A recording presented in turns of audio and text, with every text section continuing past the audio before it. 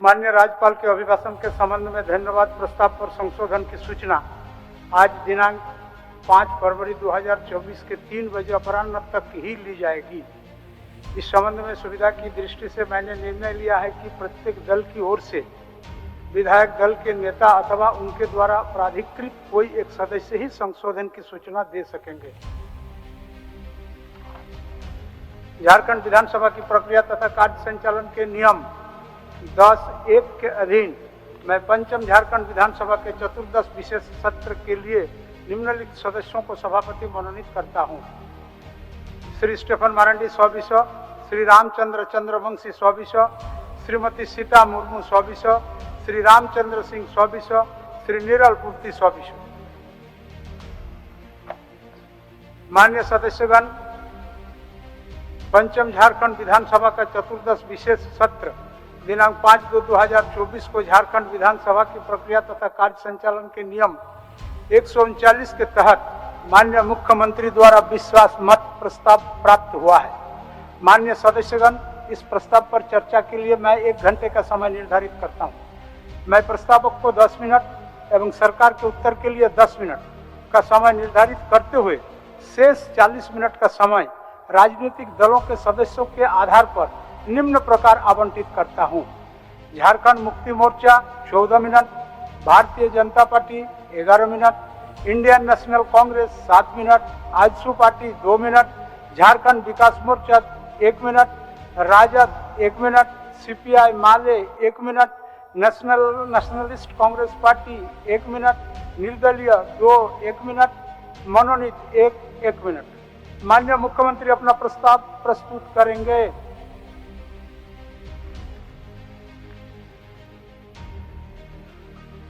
अध्यक्ष महोदय, मैं प्रस्ताव करता हूं कि यह सभा वर्तमान मंत्रिमंडल में विश्वास प्रकट करती है। माननीय मुख्यमंत्री, आप प्रस्ताव के पक्ष में अपना विचार रखें।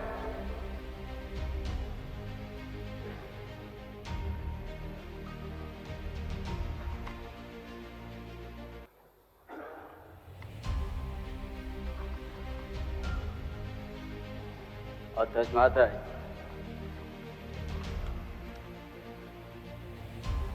हेमंत बाबू है तो हिम्मत है।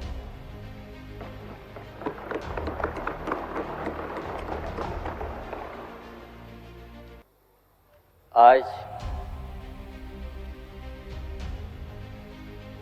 2019 में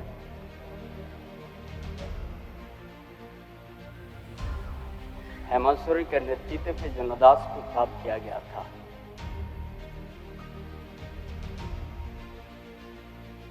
और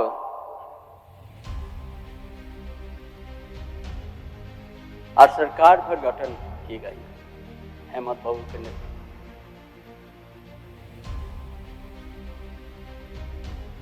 गठन करने के साथ साथ हमारा विपक्ष के माननीय साथीगण अस्थिर करने के लिए प्रयास किया और सरकार गठन के साथ से सही कोरोना जैसा महामारी प्रभाव पड़ा पूरा प्रदेश में, देश में, विश्व में।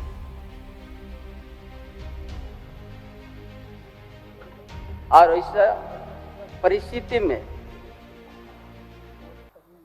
इस राज्य के अंदर में स्वास्थ्य विभाग या अस्पताल में बहुत दयनीय स्थिति था।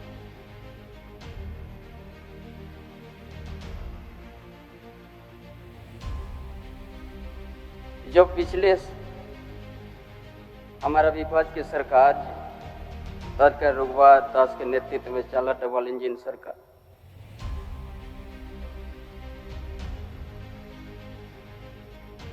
हॉस्पिटल का दयनीय स्थिति में करके एक भी सिंगल वेंटिलेटर नहीं बन रहा है।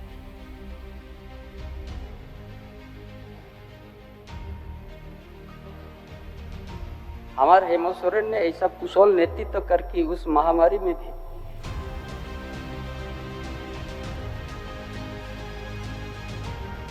राज्य की जनता किसी को चिकित्सा से अभाव या भूख से भी अभाव करने लगती है।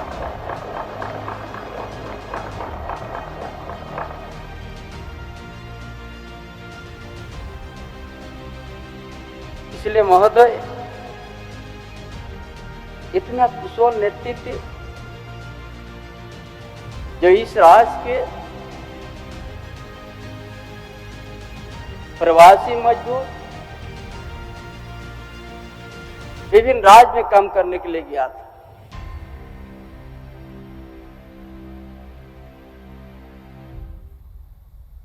इस तरह से लॉकडाउन हुआ, पूरा भारतवर्ष में जो जहां पर रह गया वहीं पर रह गया महोदय, कोई आने का कोई मौका नहीं मिला। उन मजदूरों का बहुत सा संकट स्थिति पैदा हुई।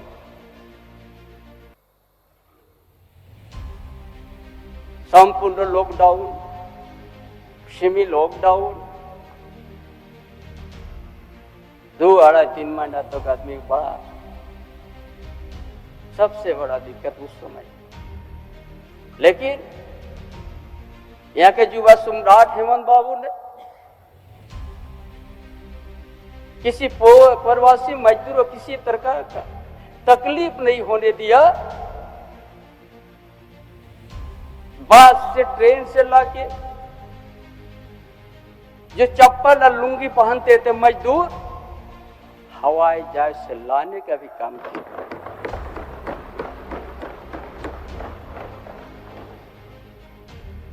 2 साल तक कोरोना से प्रभावित हुआ।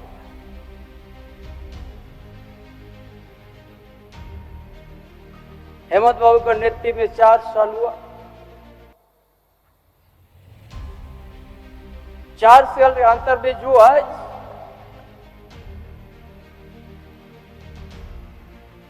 एक झारखंड प्रदेश को देश के कोने कोने के आदमी सुनते हैं, देखते हैं कि ये झारखंड एक खनिज संपदा और धनी प्रदेश का सोना का चिड़िया के रूप में देखते हैं।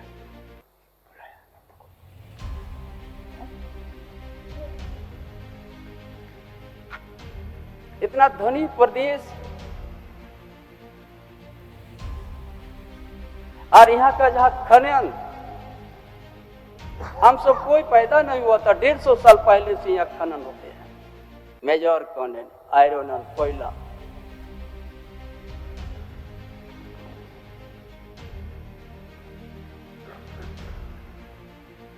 बहुत सा यहाँ बात आते हैं कि यहाँ खनन का घोटाला।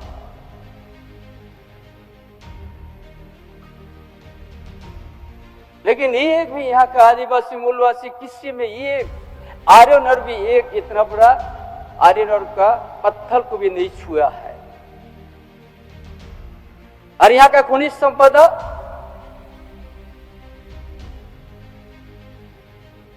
गुजरात, बंबई, महाराष्ट्र, दिल्ली में उपयोग हो गया।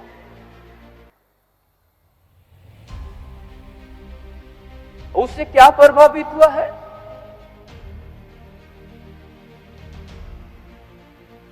यहाँ का आदिवासी मूलवासी उसमें उद्वास्तु हुआ, विस्थापित हुआ। जब माइनिंग हुआ उस एरिया का ड्राई हो गया।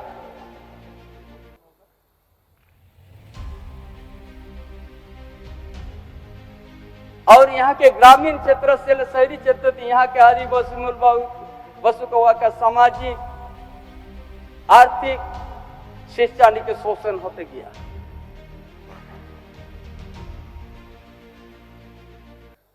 और उसी को जनादेश प्राप्त करने के बाद हेमंत बाबू ने उसी को बुनियादी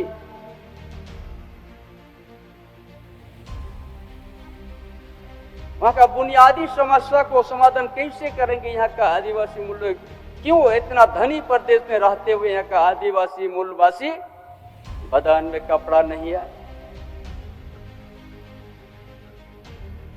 गर्मी के समय पैर में जूता नहीं है, क्यों इस तरह यहाँ का आदिवासी मूलवासी हुआ है? उसी को समझते हुए हेमंत बाबू ने सोचा, हमने शुभकामना देंगे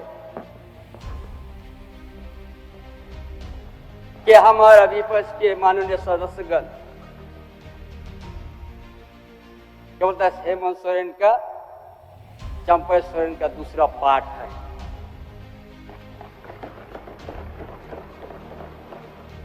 हम गौरव से कहेंगे हम पार्ट 2 है।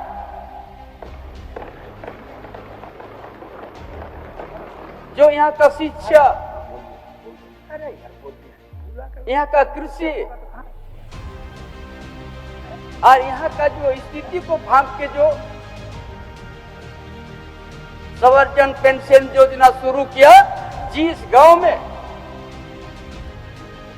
यहाँ का डीसी डीडीसी अनुमंडल पदाधिकारी बीडीओ से नहीं पहुंचते थे, आपकी योजना आपके द्वार कार्यक्रम के एक एक परिवार का तकलीफ को जान के उनको आज संवर्धन योजना से जोड़ने का काम किया। ये क्या गुनाह है?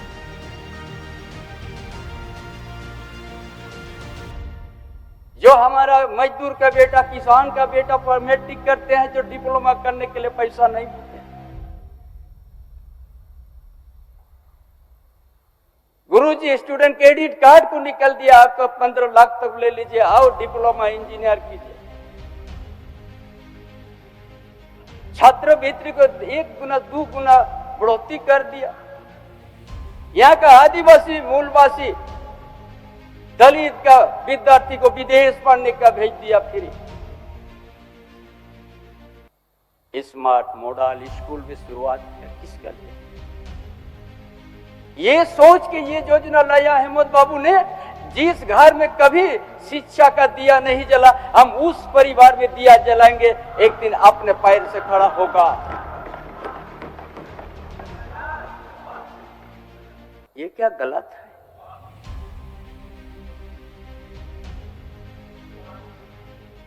हमारा विपक्ष साथी को झारखंड अलग राज्य होने के बाद काफी समय नेतृत्व क्या इस प्रदेश का,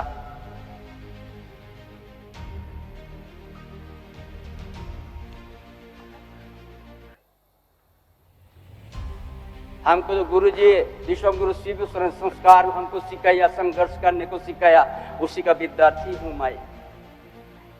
विश्वम गुरु शिव सोरेन को आदर्श झारखंड आंदोलन से लेके अभी तक हमने इस मुकाम तो गया, संस्कार सिखाया हम लोग किसी में हम लोग, लेकिन मजदूर है।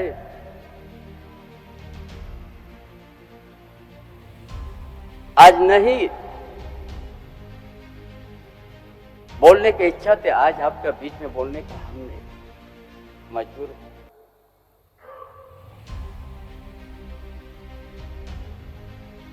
जो देश के अंदर में भारत में केंद्र सरकार का महाराज जो बैठा हुआ है, किस तरह से केंद्रीय एजेंसी को उपयोग किया है,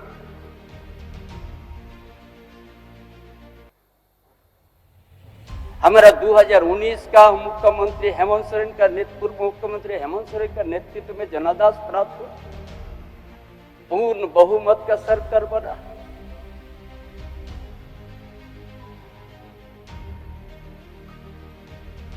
और मुख्यमंत्री रहते हुए जमीन का घोटाले के बाद जिसका खाता ना बही में लिखा हुआ हेमंत बाबू का नाम पर,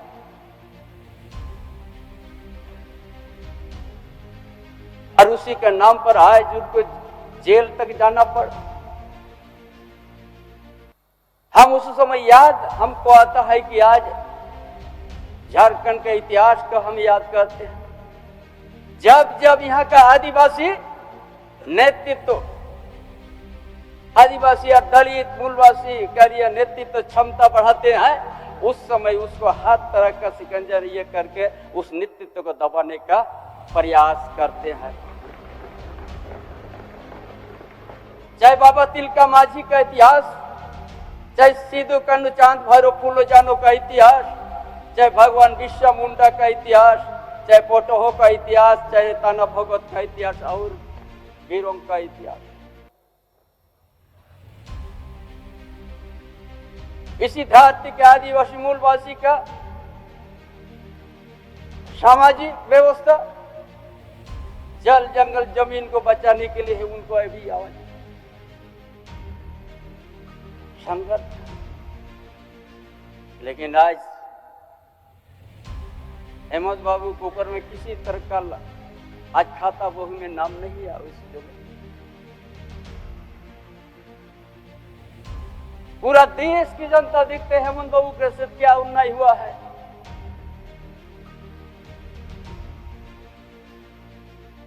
यही उनका गलती है। आज हमारा विपक्ष का साथी का कार्यक्रम बनता गांव की ओर जाने के लिए, कोई भी गांव जाइएगा हेमंत बाबू का हर घर में योजना देखिएगा।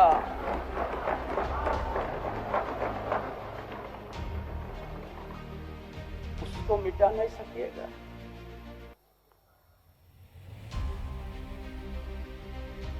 जिसका बदान में कपड़ा नहीं उसको कपड़ा दिया,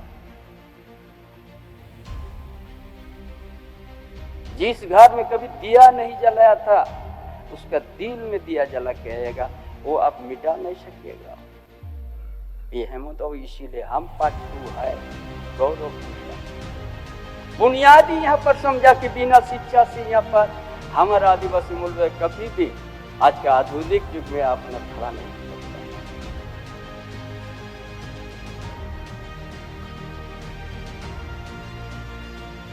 आज ने कृत्रिम का सिंचाई का भी व्यवस्था शुरुआत कर दिया।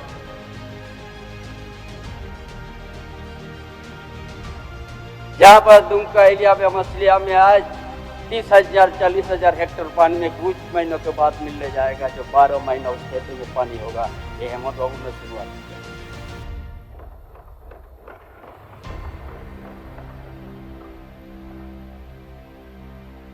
और ये माइनिंग इलाका है, औद्योगिक एरिया है।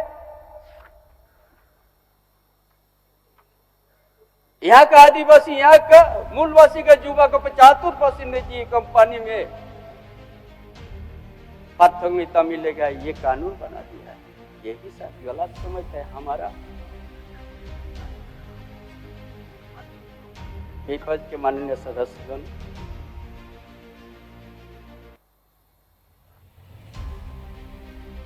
ऐसा बहुत सा योजना हमने गिनती कर दी जाए तो बहुत काफी है। लेकिन महोदय आज केंद्रीय एजेंसी का आज हमने नहीं लेना चाहते हैं किसी का नाम, लेकिन मजबूर हूं आज देंगे। इसी सदन का सदस्य एक साथी था बुंदू तिर्की, 5 लाख और 3 बार विधायक बना था। 5 लाख रुपया के चलते उनको आज सदस्यता गंवाना पड़ा। लेकिन यदि सदस्य में है विपक्ष के सदस्य भानु प्रताप शाही, जिसका 7 करोड़ रुपया ईडी ने शपथ किया।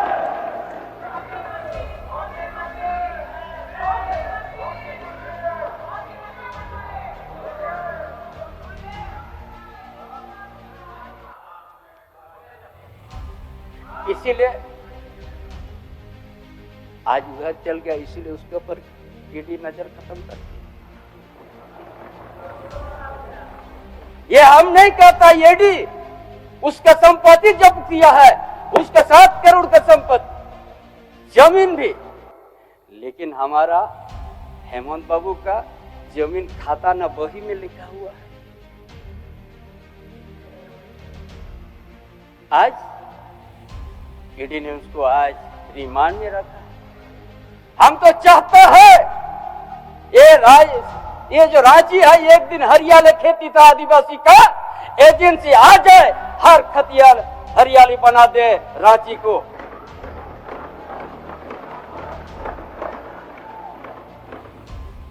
क्या करता है यहाँ भ्रष्टाचार?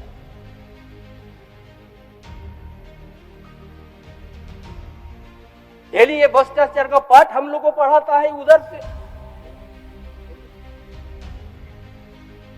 ऐसा अगर हम नाम की और भी नाम है हम बोलने लगेंगे तो बहुत काफी समय होगा, क्योंकि हम गुरु जी का आदर्श शिष्य है, बड़ा संस्कार से चलते हैं।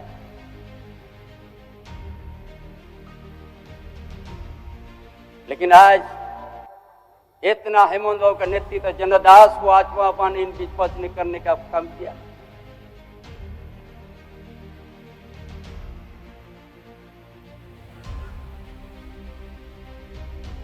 इसलिए महोदय ऐसा योजना हेमंत बाबू लाने के झारखंड की आदिवासी मूलवासी के कैसे धनी भरवा प्रदेश में कैसे उन्हें उसका अधिकार और उनका हक कैसे अपना पैर में खड़ा होने के लिए ही एक खाका खींच लिया है और योजनाबद्ध तरीका से योजना बनाया है। इसीलिए हमारा विपक्ष बर्दाश्त नहीं कर सका, इसीलिए केंद्रीय एजेंसी को गलत तरीका से ये करके हेमंत बाबू को खाता बहु में नाम नहीं रहने का बावजूद भी आज जेल के खाला में रखा है।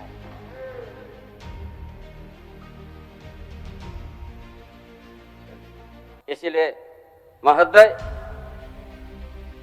आज दोबारा विश्वास प्रस्ताव हम लाए, वो तो 2019 में ही हेमंत बाबू ने ला के कर,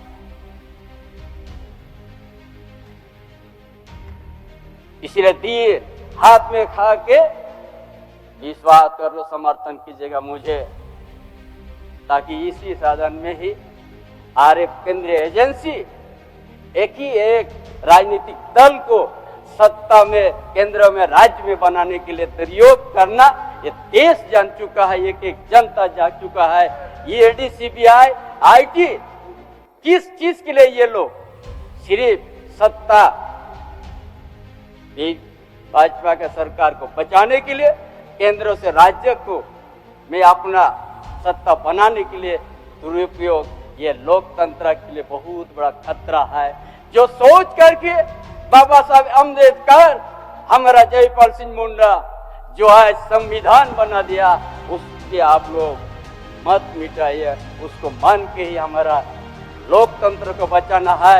इसके लिए आज लोकतंत्र बचाने के लिए हेमंत बाबू का जनदास को सम्मान के लिए मुझे आपका समर्थन जरूर दीजिएगा। धन्यवाद। जोहार। माननीय सदस्य श्री हेमंत सोरेन जी।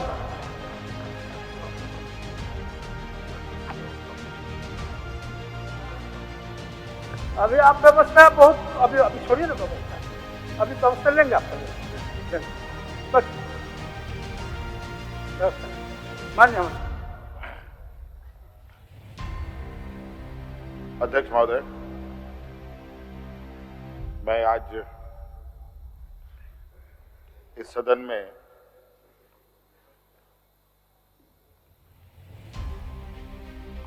आदरणीय चंपई सोरेन जी के विश्वास मत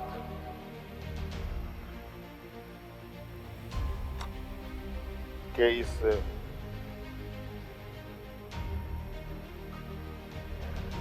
बहस का हिस्सा बन रहा हूं और हमारी पूरी पार्टी और पूरा गठबंधन दल आदरणीय चंपई सोरेन जी को समर्थन करता है और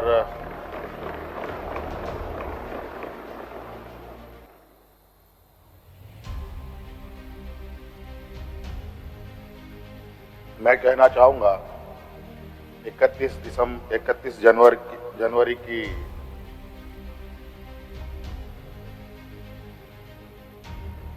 जो काली रात, काला अध्याय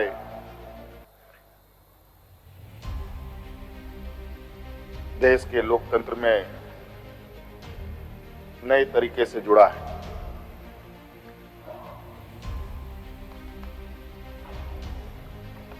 इकतीस तारीख रात को देश में पहली बार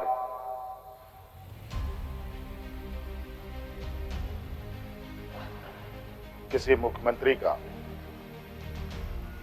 गिरफ्तारी हुई हो, मेरे संज्ञान में नहीं।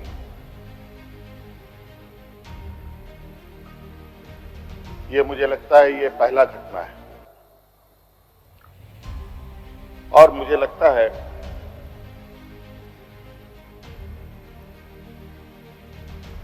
इस घटना को अंजाम देने में कहीं ना कहीं राजभवन भी शामिल रहा है।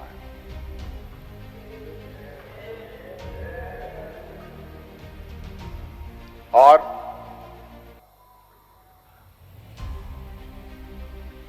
जिस तरीके से ये घटना घटित हुई है, मैं बहुत आश्चर्यचकित हूं।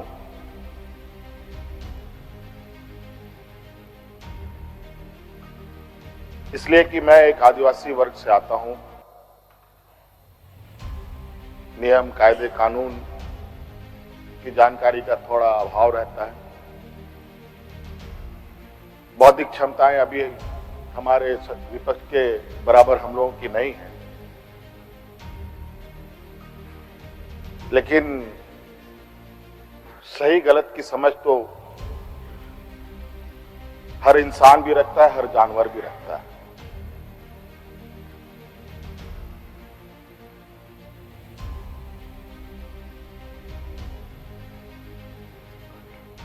अध्यक्ष महोदय, बड़ी सुनियोजित तरीके से बड़े लंबे समय से 2022 से 31 तारीख को दिए गए अंजाम की पटकथा लिखी जा रही थी। बड़े तरीके से उस पकवान को बहुत धीमी आंच में पकाया जा रहा था, लेकिन ये इनकी जो पकवान है ये पकने को तैयार नहीं था।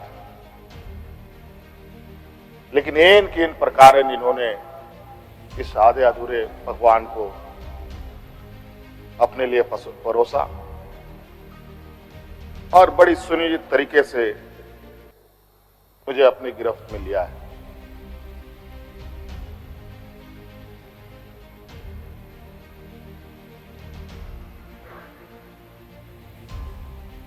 और आज कहीं ना कहीं ऐसा लगता है अध्यक्ष महोदय कि बाबा भीमराव अंबेडकर जी का जो सपना था कि सभी जात धर्म के लोग एक समान प्लेटफॉर्म पे आए, एक बराबरी और एक साथ चले, मुझे लगता है कि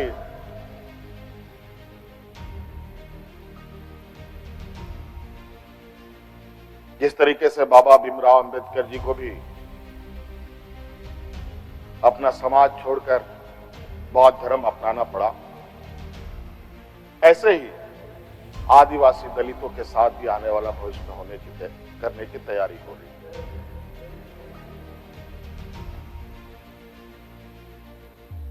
बड़ा सुनियोजित तरीके से अनेकों कालखंड को देखेंगे अध्यक्ष महोदय, जो इन आदिवासी दलित पिछड़े अल्पसंख्यक के ऊपर अत्याचार हुए हैं, वो अत्याचार अध्यक्ष महोदय नए नए चेहरे, नए नए शक्ल, नए नए रूप में दिखते रहे हैं। आज उसी का जीता जागता उदाहरण 31 जनवरी को देखने को मिला है।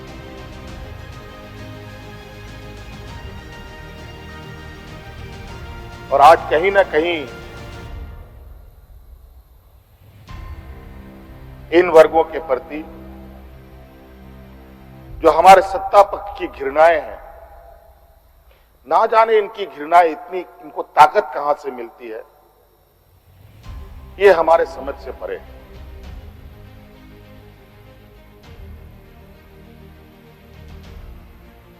इतनी घृणा, इतना द्वेष का के प्रति इनका आदिवासी दलितों के प्रति कि आपको इससे अंदाजा होगा कि इन्हीं के पाले हुए तंत्र ये कहते शर्माते नहीं कि ये जंगल में थे तो जंगल में ही इनको रहना चाहिए। हम जंगल से बाहर आ गए, इनके बराबर बढ़ गए तो इनकी कपड़े मैले होने लगते। ये हमें अछूत दिखते हैं,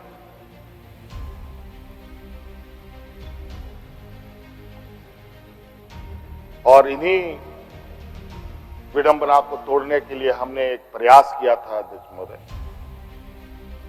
क्योंकि झारखंड आदिवासी दलित पिछड़ा राज्य है, इन समूह को आगे बढ़ने का,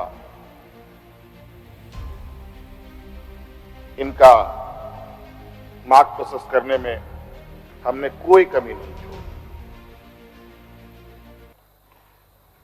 इनका बस चले तो हम अभी भी जंगल में जाकर के वही 50-100 साल पुरानी जिंदगी में जिए। और मुझे इसका आभास था अध्यक्ष महोदय, जो इनके अंदर छुपी कुंठा है वो आए दिन ये बयां करती थी, इनके आचरणों से, इनके बयानों से।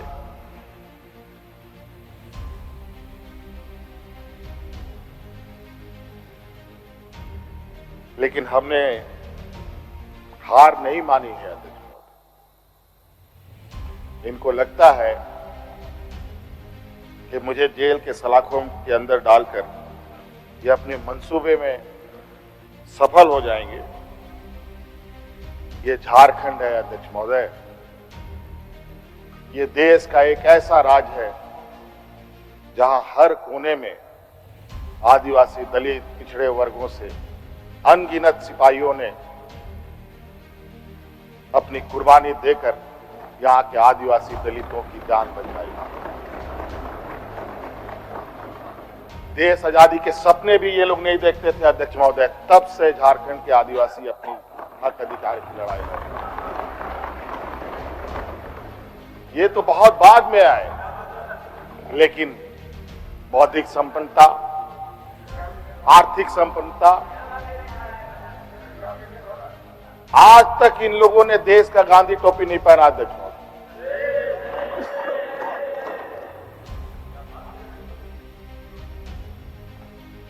अध्यक्ष महोदय, ईडी, सीबीआई, इनकम टैक्स, जिनको देश के विशेष और काफी संवेदनशील व्यवस्थाएं कही जाती है, जहां करोड़ों रुपया, 12 लाख 14 लाख करोड़ रुपया डकार कर इनके सहयोगी विदेश में जाके बैठे हैं, उनका एक बाल बाका करने का औकात इनके पास नहीं है। इनके पास औकात है देश के आदिवासी दलित पिछड़े के ऊपर और बेगुनाह लोगों पर, और उसमें भी गुनाह किया हो तब की बात तो अलग है, बेगुनाहों पर अत्याचार कर। आज मुझे किस लिए अरेस्ट किया गया अध्यक्ष महोदय? 8.5 एकड़ जमीन के घोटाले पर।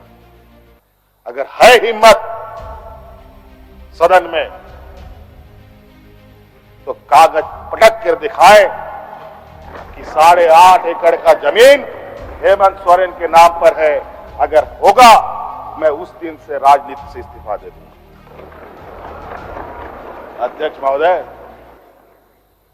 जब राजनीतिक रूप से ये नहीं सकते तो ऐसे ही बैकडोर से हमला करते हैं, पीठ पर हमला करते हैं। अध्यक्ष महोदय, मैं आंसू नहीं बहाऊंगा, आंसू वक्त के लिए रखूंगा। आप लोगों के लिए आंसू का कोई मतलब नहीं। आदिवासी दलितों का, पिछड़ों का, आदिवासी के आंसुओं का कोई मोल नहीं। वक्त आने पर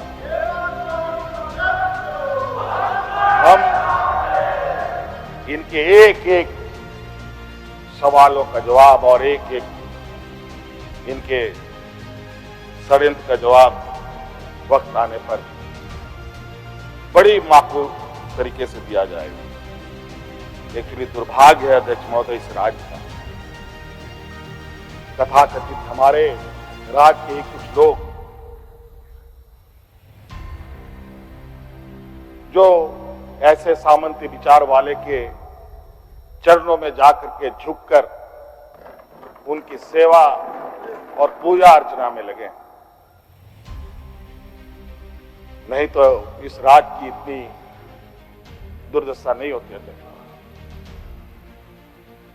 राज अलग हुए 23 साल हो रहे हैं, 24 साल हो गए अध्यक्ष महोदय। किसने सबसे अधिक राज किया इस राज्य में? ये मुझे बोलने का जरूरत नहीं है, किसी को बताने की भी जरूरत नहीं। सब अपने गिरेबान में देखें, सबको पता चलेगा कौन कहां बैठा, किसने क्या काम किया। घोटाले इनको 2024 से ही नजर आ रहे हैं, 2000 से नजर नहीं आ रहे, 2019 से ही इनको नजर आ रहे हैं। आज ये नहीं चाहते अध्यक्ष महोदय, देश का आदिवासी, दलित, पिछड़ा, अल्पसंख्यक देश के सर्वोच्च स्थान पर पहुंचे। ये नहीं चाहते कि ये जज बने, ये नहीं चाहते ये IAS IPS बने, ये नहीं चाहते ये राजनेता बने। इन्हीं के साथ बैठे लोग हैं। इन लोगों ने भी आदिवासी नेता बनाया था मुख्यमंत्री। बता दीजिए इन कितने आदिवासियों ने 5 साल पूरे किए। और मुझे पता था ये मुझे भी 5 साल पूरा करने में रोड़े अटकाएंगे, और नतीजा ये हुआ आखिरी सांस तक कुछ भी करो 5 साल पूरा नहीं होना चाहिए, रिकॉर्ड में नहीं लिखना चाहिए, रजिस्टर में नाम नहीं आना चाहिए। बस यही। अध्यक्ष महोदय, हम लोगों ने सर झुकाकर चलना नहीं सीखा। यही खासियत है आदिवासियों। लेकिन होता है कि सरसों में ही भूत है तो साला भूत भागेगा कहां? माफ कीजिएगा, सरसों में ही भूत है तो भूत भागेगा कहां? यहां कुछ भूत ऐसे भी हैं जिसकी वजह से ये कठिनाइयों का सामना करना पड़ा। बहुत प्रयास हुआ, जब जब हम लोगों ने अलग राज्य का परिकल्पना किया तब भी इन लोगों ने हंसी उड़ाई कि आदिवासी लोग अलग राज लेगा। जब हम सत्ता में आए, आदिवासी सत्ता चला पाएगा, कुछ दिनों में गिर जाएगा। मैं हवाई जहाजों में चलता था अध्यक्ष महोदय, उसमें भी इनको तकलीफ। मैं 5 स्टार होटलों में रुकता था, उसमें भी इनको तकलीफ। मैं BMW कार में घूमता हूं, उसमें भी इनको तकलीफ।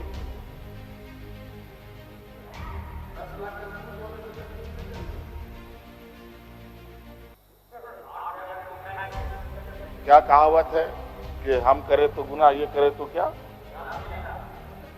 यही कहावत है। खैर छोड़िए अध्यक्ष महोदय, बड़ा विचित्र स्थिति है अब जो स्थिति दिखाई दे रहा है अध्यक्ष महोदय। कुल मिलाकर झारखंड के परिप्रेक्ष्य के अलावा पूरे देश के पैमाने में अब आदिवासी, दलित, पिछड़ा, अल्पसंख्यक सुरक्षित नहीं। विशेषकर झारखंड में तो यहां के खनिज संपदाओं को, जो वर्षों से इस पर लोगों की गिद्ध नजर है और आगे भी रहेगी। ये तो हम थे अध्यक्ष महोदय, ये बहुत फूक फूक करके उनको आगे बढ़ना पड़ता। ये खुला दरवाजे की आदि हो चुके, इनको कोई रोक टोक नहीं कर सकता। जो इनके सामने आएगा वो इसी तरीके के अंजाम से उनको गुजरना पड़ेगा। और इनको लगता है ऐसे अंजाम देने से झारखंड के लोग घबरा जाएंगे। ये आप लोगों की बहुत बड़ी भूल है, और इतनी बड़ी ये भूल होगी जो झारखंड का इतिहास आपको कभी माफ नहीं करेगा। अध्यक्ष महोदय,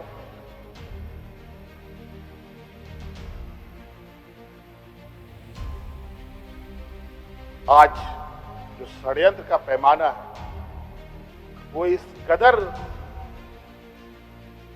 बड़े उसके जो दायरे बने हैं, कानून के अंदर रहकर फिर गैर कानूनी काम करना कैसा हो, ये किसी से सीखना हो तो इन लोगों से सीखिए और इनके संस्थाओं से। मैं तो कहता हूं, फिर से कहता हूं कि आप लोग दस्तावेज लाइए सदन में कि आपने ईडी और सीबीआई को सपोर्ट कीजिए और कोर्ट में पेश करें। एक भी दस्तावेज अगर आप लोग निकाल के दिखा दें कि हमने 8.5 एकड़ जमीन हड़पी है, तो मैं उसी दिन राजनीति से संन्यास किया, झारखंड छोड़ के चला जाऊं।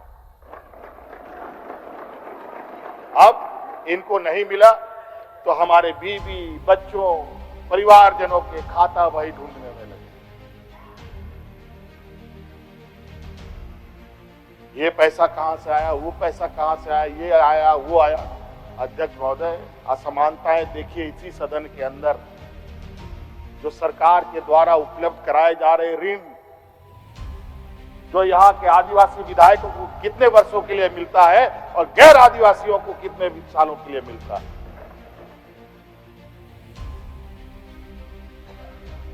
इस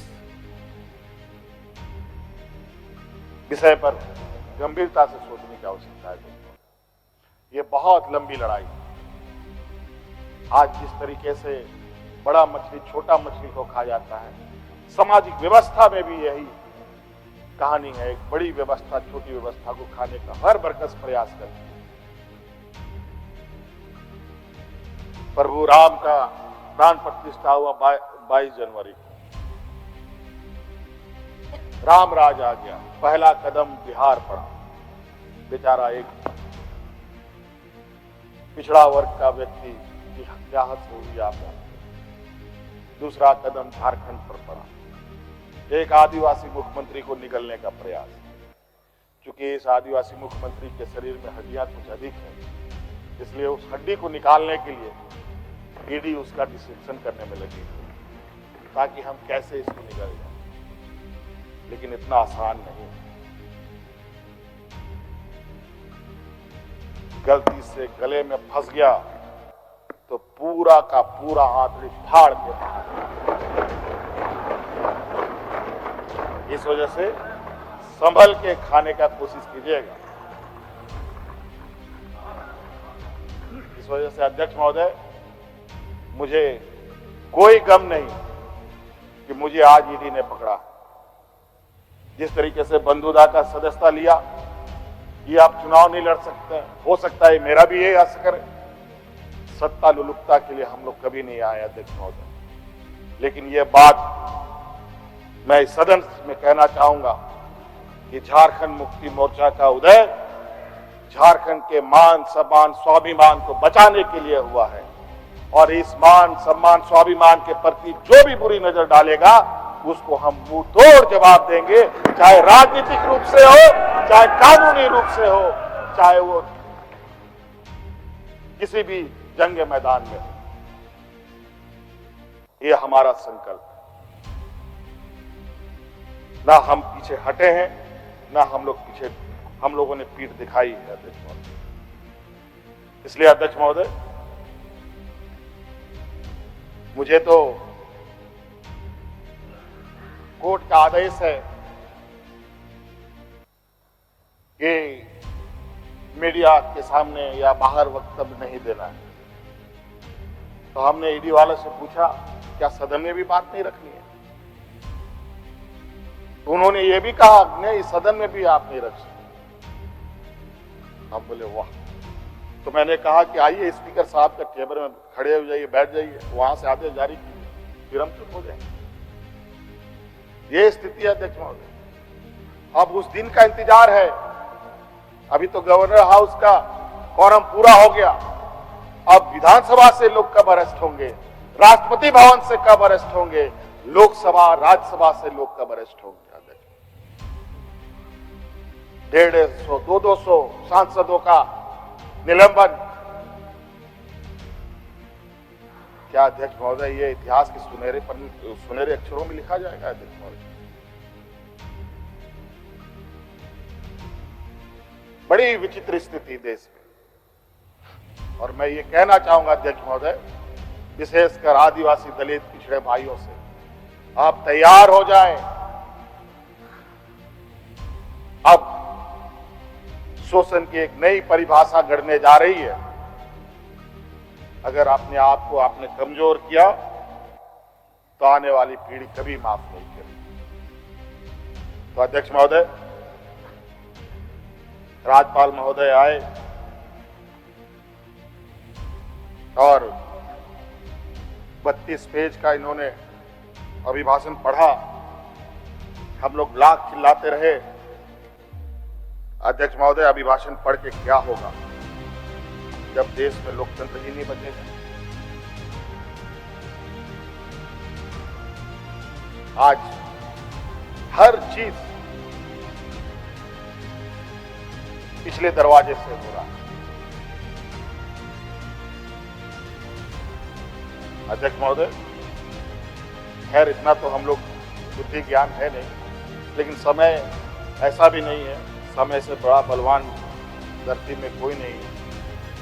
और वक्त फिर गुजरेगा, फिर घूमेगा और फिर हम आपके सामने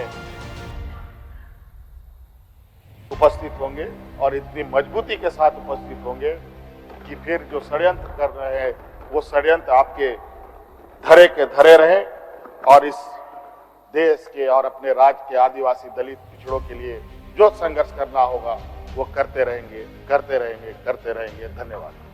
मान्य सदस्य, मान्य नेता प्रतिपक्ष, मान्य नेता प्रतिपक्ष। धन्यवाद अध्यक्ष महोदय। सभी को जोहार, राम राम।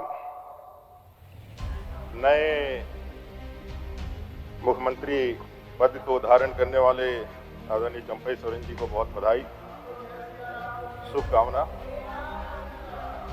मैंने अभी तो शपथ ले लिया है ना, शपथ तो ले लिया, मुख्यमंत्री के रूप में है। इतना मान्य नेता प्रतिपक्ष, इतना खबर नहीं रखिएगा राजनीति में तो चलेगा। सब खबर है, शांति रखिए। चलिए बोलिए बोलिए। अध्यक्ष महोदय, morning shows the days, morning shows the days. सुबह बता देता है दिन कैसा होगा। ये सरकार का पहला कदम ही बता रहा है कि दिन कैसा होने वाला है। आदरणीय चंपई सोरेन जी मुख्यमंत्री पद का शपथ लेते हैं, 2 और विधायक शपथ लेते हैं। कांग्रेस से एक, आरजेडी से एक, तीनों गठबंधन है, कांग्रेस, आरजेडी और जेएमएम का कैबिनेट होता है। विश्वास का मत साबित करने के लिए कैबिनेट बुलाया जाता है, सत्र आहूत किया जाता है। महामहिम राज्यपाल के अधीन लोकतंत्र की दुहाई दे रहे थे अभी सब लोग। आपको इतना बेसिक ज्ञान होना चाहिए कि लोकतंत्र में जो सरकार होती है उसकी पूरी सत्ता अधीनित रहती है राज्यपाल, गवर्नर, महामहिम गवर्नर के हाथ में। वो आते हैं और गवर्नर अपनी सरकार, मतलब चंपई जी की सरकार, जेएमएम, आरजेडी और कांग्रेस की सरकार के उपलब्धियां बताने का काम करते हैं जो इन्होंने लिखा है। ये कोई पीएमओ से लिख करके नहीं आया है, सीएमओ से लिख करके आया। और क्या व्यवहार होता है इनका, साफ दिखलाता है कि इस सरकार में इनका विश्वास नहीं है। चंपई जी सिर्फ और सिर्फ मजबूरी के कारण बनाया गया। चंपई जी को अवसर कैसे मिला? आप ठीक कहा कि 5 साल के जनादेश मिला था। कैसे अवसर मिला? 5 साल का जनादेश को 4 साल में ही आपने गवा दिया। मान्य सदस्य बोलने दीजिए, उनको जितना आता है उतना बोलने दीजिए। हाँ, जितना आता है उतना ही बोलेंगे। बोलने दीजिए उनको, जितना आता है, लेकिन जो बोलेंगे सत्य बोलेंगे। ठीक। सत्य के सिवा कुछ अच्छा नहीं बोलेंगे। 4 साल में ही जो सरकार चले गई, त्याग पत्र दिया, किसी ने बर्खास्त नहीं किया, प्रेसिडेंशियल रूल नहीं लगाया, राष्ट्रपति शासन नहीं लगाया। और जो सरकार गई हेमंत दा की, वो भ्रष्टाचार के संगीन आरोपों के कारण गई है, ये आपको मालूम होना चाहिए। और जो भ्रष्टाचार के संगीन आरोपों के कारण जो सरकार गई, उसके बाद वंशवाद और परिवारवाद का जो सिलसिला चलाया था देश के अंदर, जिसने देश के आर्थिक संसाधनों पर, देश के विकास पर घून लगा दिया था, दीमक की तरह जो चाट करके खत्म कर दिए थे।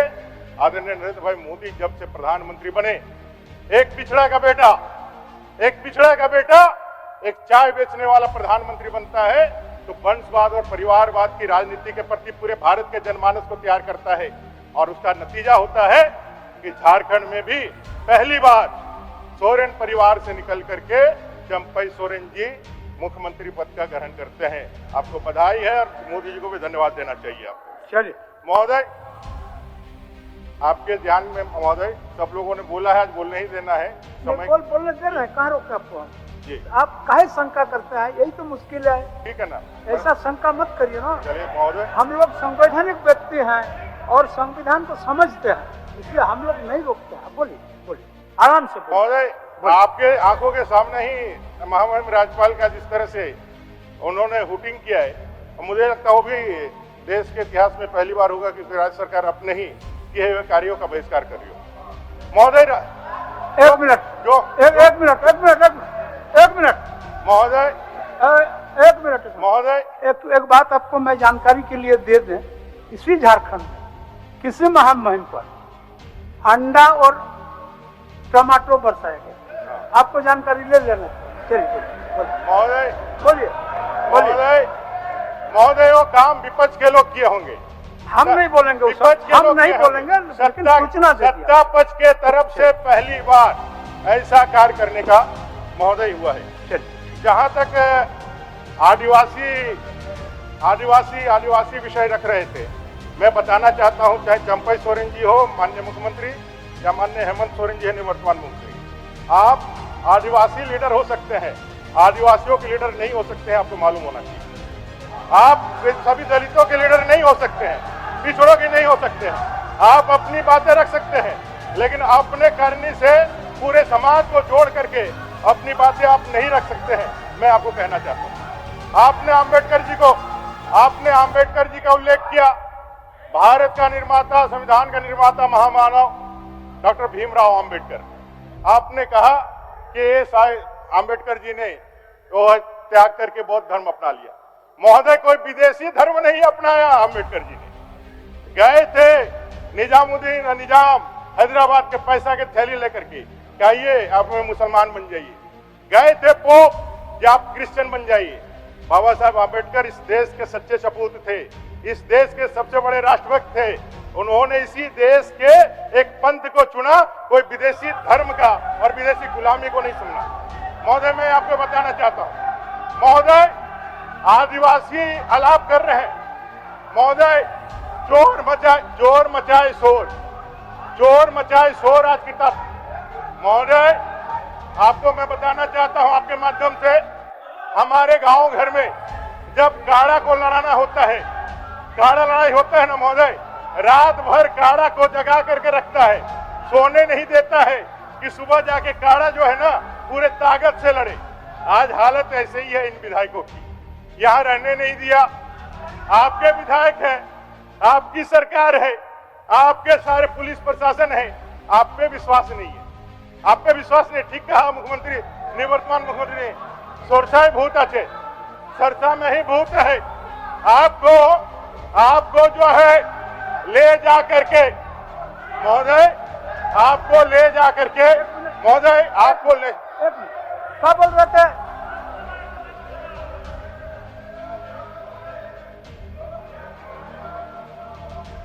क्या बोल रहे? अध्यक्ष महोदय, अभी हमारे पौरी साहब ने बोले कि पोप ने पैसा लेके गए थे उनके पास धर्मांतरण के लिए।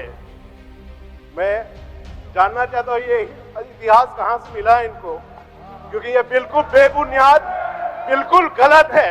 आज तक पोप किसी के पास नहीं गए हैं और कैथोलिक धर्म के कोई लोग नहीं गए हैं धर्मांतरण के लिए। मैं दावे के साथ बोल सकता हूँ ये।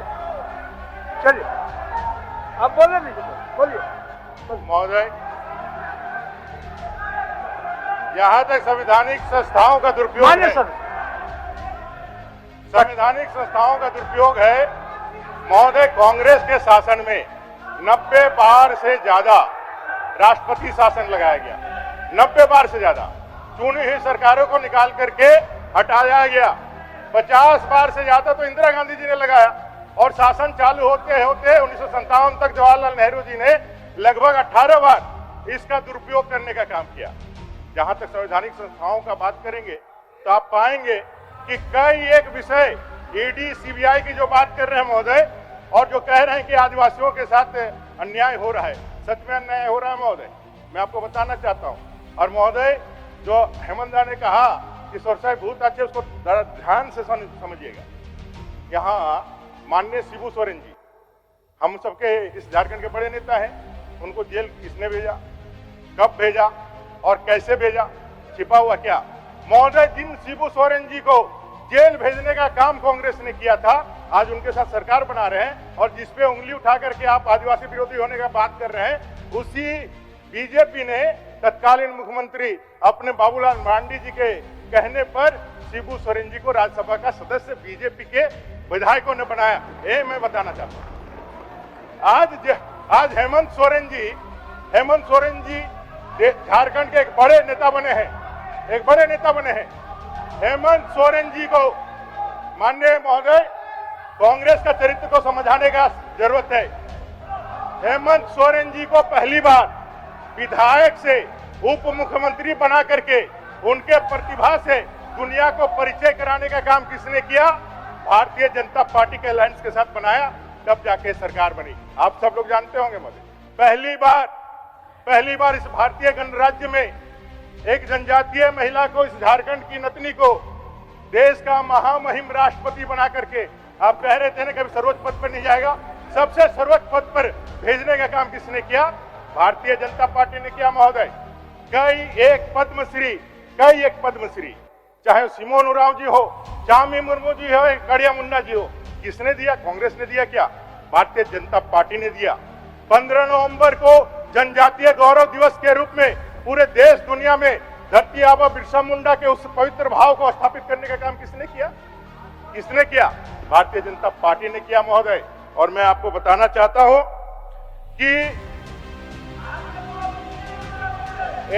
मधु कोड़ा जी महोदय, आदिवासी, अभी हेमंत जी ने कहा कि एक लोग कहते हैं कि भाई, अभी कुछ लोगों ने कहा है कि भाई आदिवासी जंगल में रहते हैं, एकदम गलत बात है, नहीं होना चाहिए।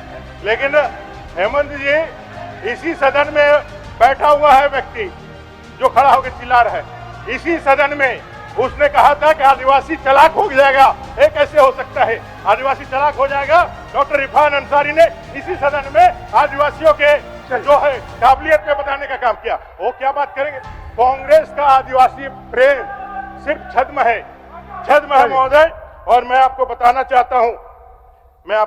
चाहता हूं, यहाँ पे जितने भी मुख्यमंत्री हुए, जो गैर बीजेपी के मुख्यमंत्री हुए, कांग्रेस के समर्थन से, कांग्रेस जिसके साथ सटा है उसको खा गया है खून की तरह। वो पहले देश की सत्ता में थी तो पूरे देश को, संसाधनों को घून करके खा गया, और जिस पार्टी के साथ रहा है उसको घून करके खा गया। मधु कोड़ा जी को मुख्यमंत्री बना करके एक आदिवासी भाई को जेल में पहुंचाने का काम किसने किया? आज झारखंड के इतिहास में आदिवासी शिबू सोरेन जी को, आदिवासी मधु कोड़ा को, आदिवासी हेमंत सोरेन को जेल में भिजवाने का काम कांग्रेस ने किया है, उनके नेतृत्व ने किया है। और अगला बार चंपई जी सावधान रहिए, आपको आप पे नजर है, थोड़ा सावधान रहने का काम करिए। और खाली यही तीनों नहीं, देश के अंदर जयललिता को मुख्यमंत्री रहते हुए किसने जेल भेजने का काम किया? देश के अंदर चाहे ओम प्रकाश चौटाला हो, कोई एक अपवाद नहीं है। हेमंत जी, अगर यदि बीजेपी की सरकार नहीं रहती तो इतना दिन आपको रहने का मौका मिलता क्या? जिस तरह से यहाँ के लोगों को भ्रष्टाचार के कारण यहाँ के लोगों की हत्याएं हो रहे हैं, लॉ एंड ऑर्डर को खराब कर रहे हैं। चलिए अमर बाबू आगे बढ़े। महोदय, अभी वो लोग 20-20 मिनट बोला, नहीं आपको भी बोल अकेले बोल रहे हैं, इसीलिए आपसे पूछ रहे हैं हम। एक मिनट बोलने दिया जाए, अब बोलने दिया जाए महोदय। अब जल्दी करिए, अब आगे बढ़े। और एक बाध्यता है जो बाद में बता देंगे, इसीलिए हमने इस बात को आपके समक्ष महोदय, हम लोगों को भी बोलने दिए।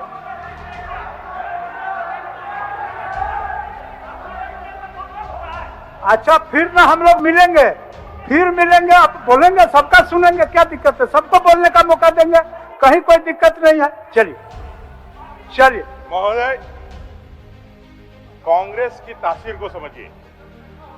कांग्रेस की तासीर को समझिए। कांग्रेस कभी नहीं चाहता है कि यहाँ के लोगों का भला हो। क्यों? क्योंकि कांग्रेस की बुनियाद ही देश के गुलामी को पुख्ता रखने के लिए हुई थी।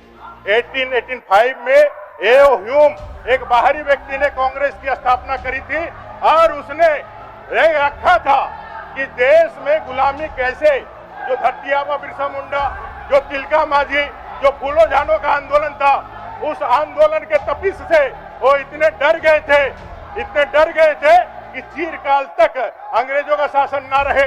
ये जानते हुए कि पिछले 1.5 दौर से कैसे कांग्रेसियों के माध्यम से हम शासन करें। आप लोग अपने वक्तव्य में बातों को काटेंगे। आप लोग अपने वक्तव्य के दौरान बात को काटेंगे। मान्य सदस्य, ये देश विरोधी कांग्रेस, आप लोग अपने वक्तव्य में बात को काटेंगे। देश विरोधी कांग्रेस, ये देश विरोधी कांग्रेस, ये राष्ट्र विरोधी कांग्रेस, ये झारखंड विरोधी कांग्रेस, इस कांग्रेस ने हमारे अमर शहीदों के झारखंड को बनने का मौका नहीं दिया। महोदय, झारखंड किसने बनाया? अटल बिहारी वाजपेयी जी ने बनाया, भारतीय जनता पार्टी ने बनाया। इनको मालूम होना चाहिए। आज पूरे देश के अंदर जनजातीय भाइयों को स्थापित करने का अगर काम, 1 मिनट महोदय बोलने दिया जाए थोड़ा सा। महोदय, विधायकों को मैं एक बात छोड़, बोलेंगे ना बात, आप तो बोलेंगे ना, बोलेंगे ना, आप लोग बैठिए ना, बोलेंगे महोदय, वक्तव्य में जवाब देंगे, वक्तव्य में जवाब देंगे। इरफान साहब चलिए वक्तव्य में जवाब दें। महोदय कंक्लूड कर रहा हूँ, बोली बैठाइए उनको बैठाइए। हो गया बोलेंगे। आलम साहब बोलेंगे, माननीय आलम साहब बोलिए। चलिए अब समाप्त करिए। बैठिए आराम से रहिए। चलिए अमर जी चलिए।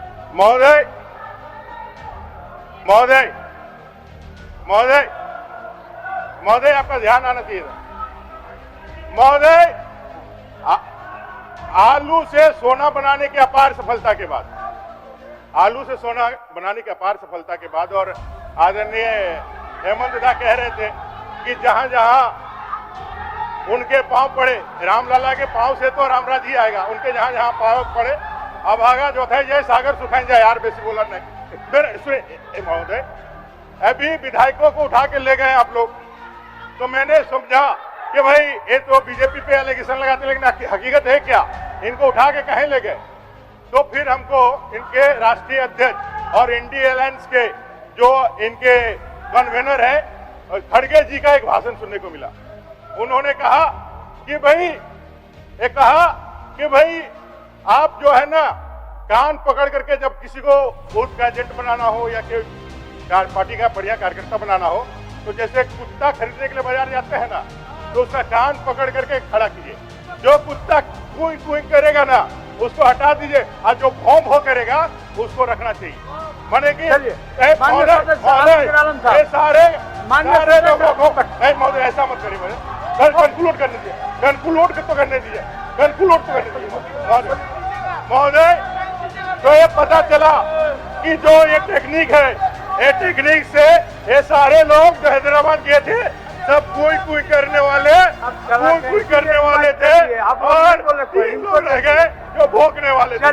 महोदय, ये सरकार में विश्वास नहीं है, ये सारे लोगों से पता चल रहा है महोदय। ठीक है। और सारे लोगों ने, महोदय थोड़ा सा अभी पता चल जाएगा, अभी पता चल जाएगा। अभी देखिए ना, मेरी बात को, अभी थोड़ा देर में पता चल। मेरी बात को सुनिए ना महोदय, मेरी बात को सुनिए। हेमंत जी जेल गए। अच्छा, और महोदय बोल दीजिए।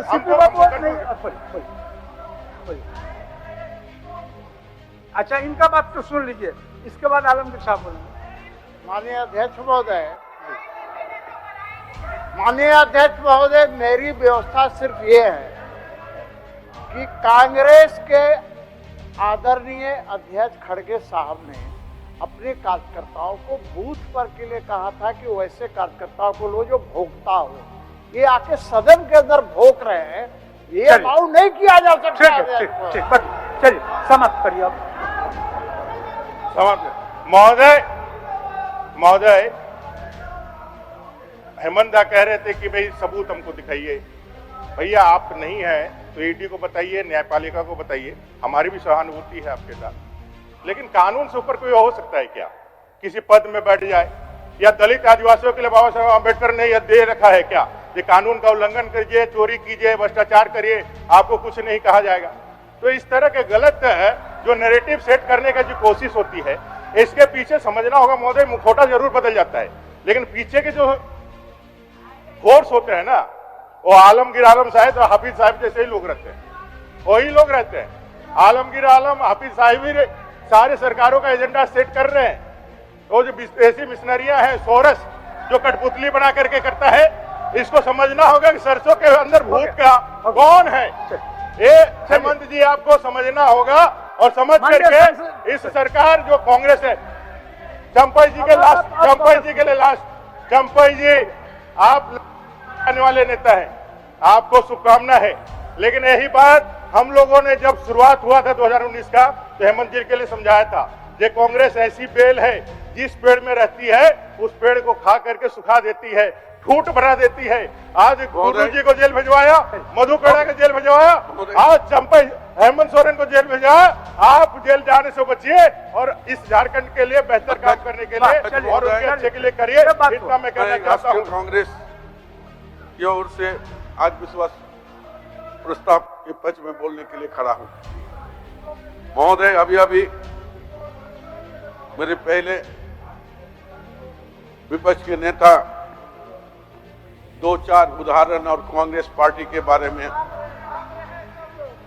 अपना चर्चा की। महोदय, हम कहना चाहते हैं, पहले उन्होंने कहा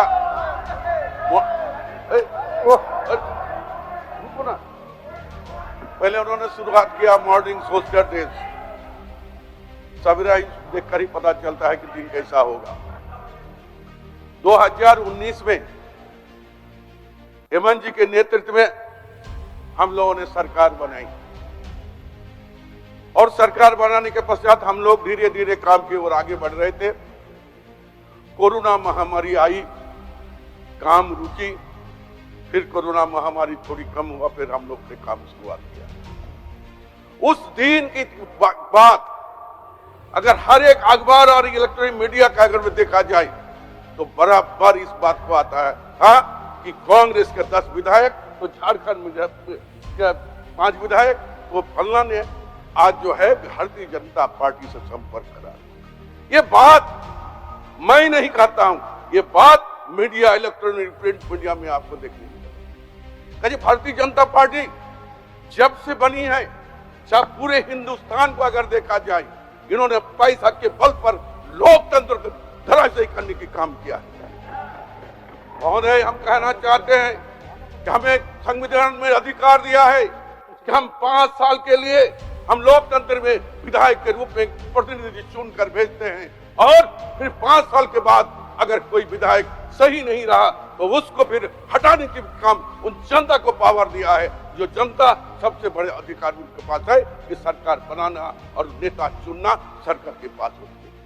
इन लोगों ने क्या किया? इन लोगों ने बनी सरकार को ईडी और सीबीआई को डर दिखाकर, पैसा दिखाकर सरकार को तोड़ने की काम किया है। एक नहीं अनेक उदाहरण है। भारतीय जनता पार्टी के जो अभी विधायक बैठे हैं वो खुद जानते हैं। क्या आप नहीं जानते हैं कि अभी आप मध्य प्रदेश में आप लोगों ने क्या किया? आप नहीं जानते हैं। माननीय आपके मंत्री जाते हैं भारत सरकार के, और वो कहते हैं कि ये जो है सरकार एनसीपी के साथ जो चल रही है, ये सरकार वरिष्ठ सम्राट पर जुड़ी है।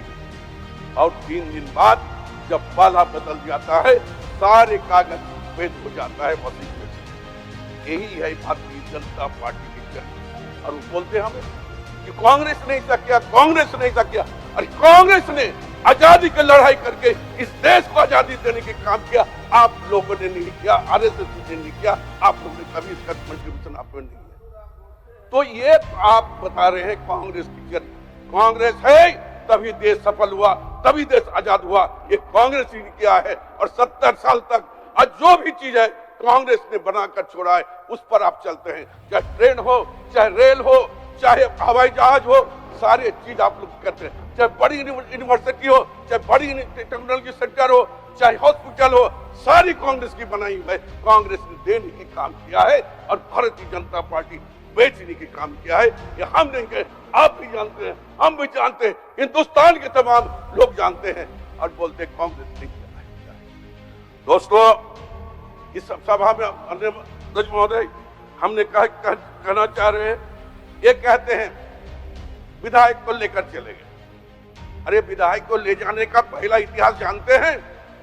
भारतीय जनता पार्टी 2005 में रात के अंधेरी में यहाँ का विधायक को ले जाने की काम किया। शुरुआत आप लोगों ने किया है, शुरुआत आप मुझे कहते हैं, शुरुआत दिन और गवाह समय निर्धारित है, आप लोग ले जाने की काम किया है। इसलिए हम कहते हैं कांग्रेस पर जो आंच लगाते हैं, अपना गिरवान में झांक कर देखना चाहिए कि कांग्रेस इस देश के लिए अपना त्याग और बलिदान देकर इस देश को आगे बढ़ाने की काम किया है, लूटने की काम नहीं किया है। हम सरकार गिराने की काम नहीं किया, हम पैसा के बल पर किसी को रोकने की काम नहीं किया। ये काम अगर कोई किया है तो भारतीय जनता पार्टी ने किया है। दोस्तों भाई, आज हम कहना चाहते हैं, अभी हमारे अमर मावरी जी कह रहे प्रेसिडेंट रूल, मेहरबानी गवर्नर का प्रेसिडेंट रूल नहीं लगाए। महोदय, हम 1 हफ्ता 10 दिन पहले की बात कहना चाहते हैं। अभी हमारे बगल की राज्य बिहार में क्या हुआ? बिहार में सरकार 11 बजे डिसॉल्व किया जाता है, 5 बजे सरकार बन जाती है। हमने कब दिया? रात 10 बजे हम देते हैं, 12 बजे हम पत्र लिखते हैं, बार बार आवेदन किया जाता है कि हमारे पर संख्या बल है, हमने लिखित रूप से दिया है, हमें सर्वर बनाने के मौका दिया जाए। 5:30 बजे हम लोग माननीय गवर्नर महोदय हम लोग मिले। उन्होंने जब शुरुआत किया था, मेरे साथ 4-5 आदमी यहाँ मौजूद है कि जब मुझे संविधान को देखना होगा और कुछ देखना होगा तभी आप आपको बुला सकते हैं।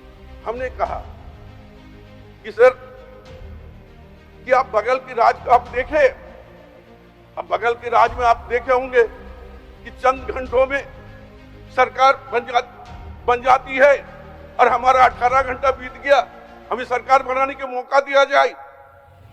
अगर नहीं देते हैं तो माननीय कुछ विधायक का लंबा चौड़ा जो है मीडिया में चल रहा है कि कांग्रेस गठबंधन के पास हेमंत जी के नेतृत्व में सिर्फ 5 या 6 विधायक है, 18 विधायक तो मेरे संपर्क में है, 5 विधायक तो मेरे संपर्क में। अगर ऐसा होता है, अगर हॉर्स ट्रेडिंग होगा तो निश्चित तौर पर मुझे यही एहसास होगा कि कुर्सी इसके लिए जिम्मेदार होगा। हमने माननीय उनसे आग्रह भी किया, हम लोगों ने अपील भी किया, फिर उन्होंने कहा कि बहुत जल्द आप लोग को बुलाकर निश्चित तौर पर बुलाएंगे और आगे की बात हम लोग करेंगे। अंतर्गत सरकार बनी, सरकार बनने के बाद इस बार हम लोग ने आज जो है बहुमत सब यहाँ पर साबित करने के लिए खड़े हैं।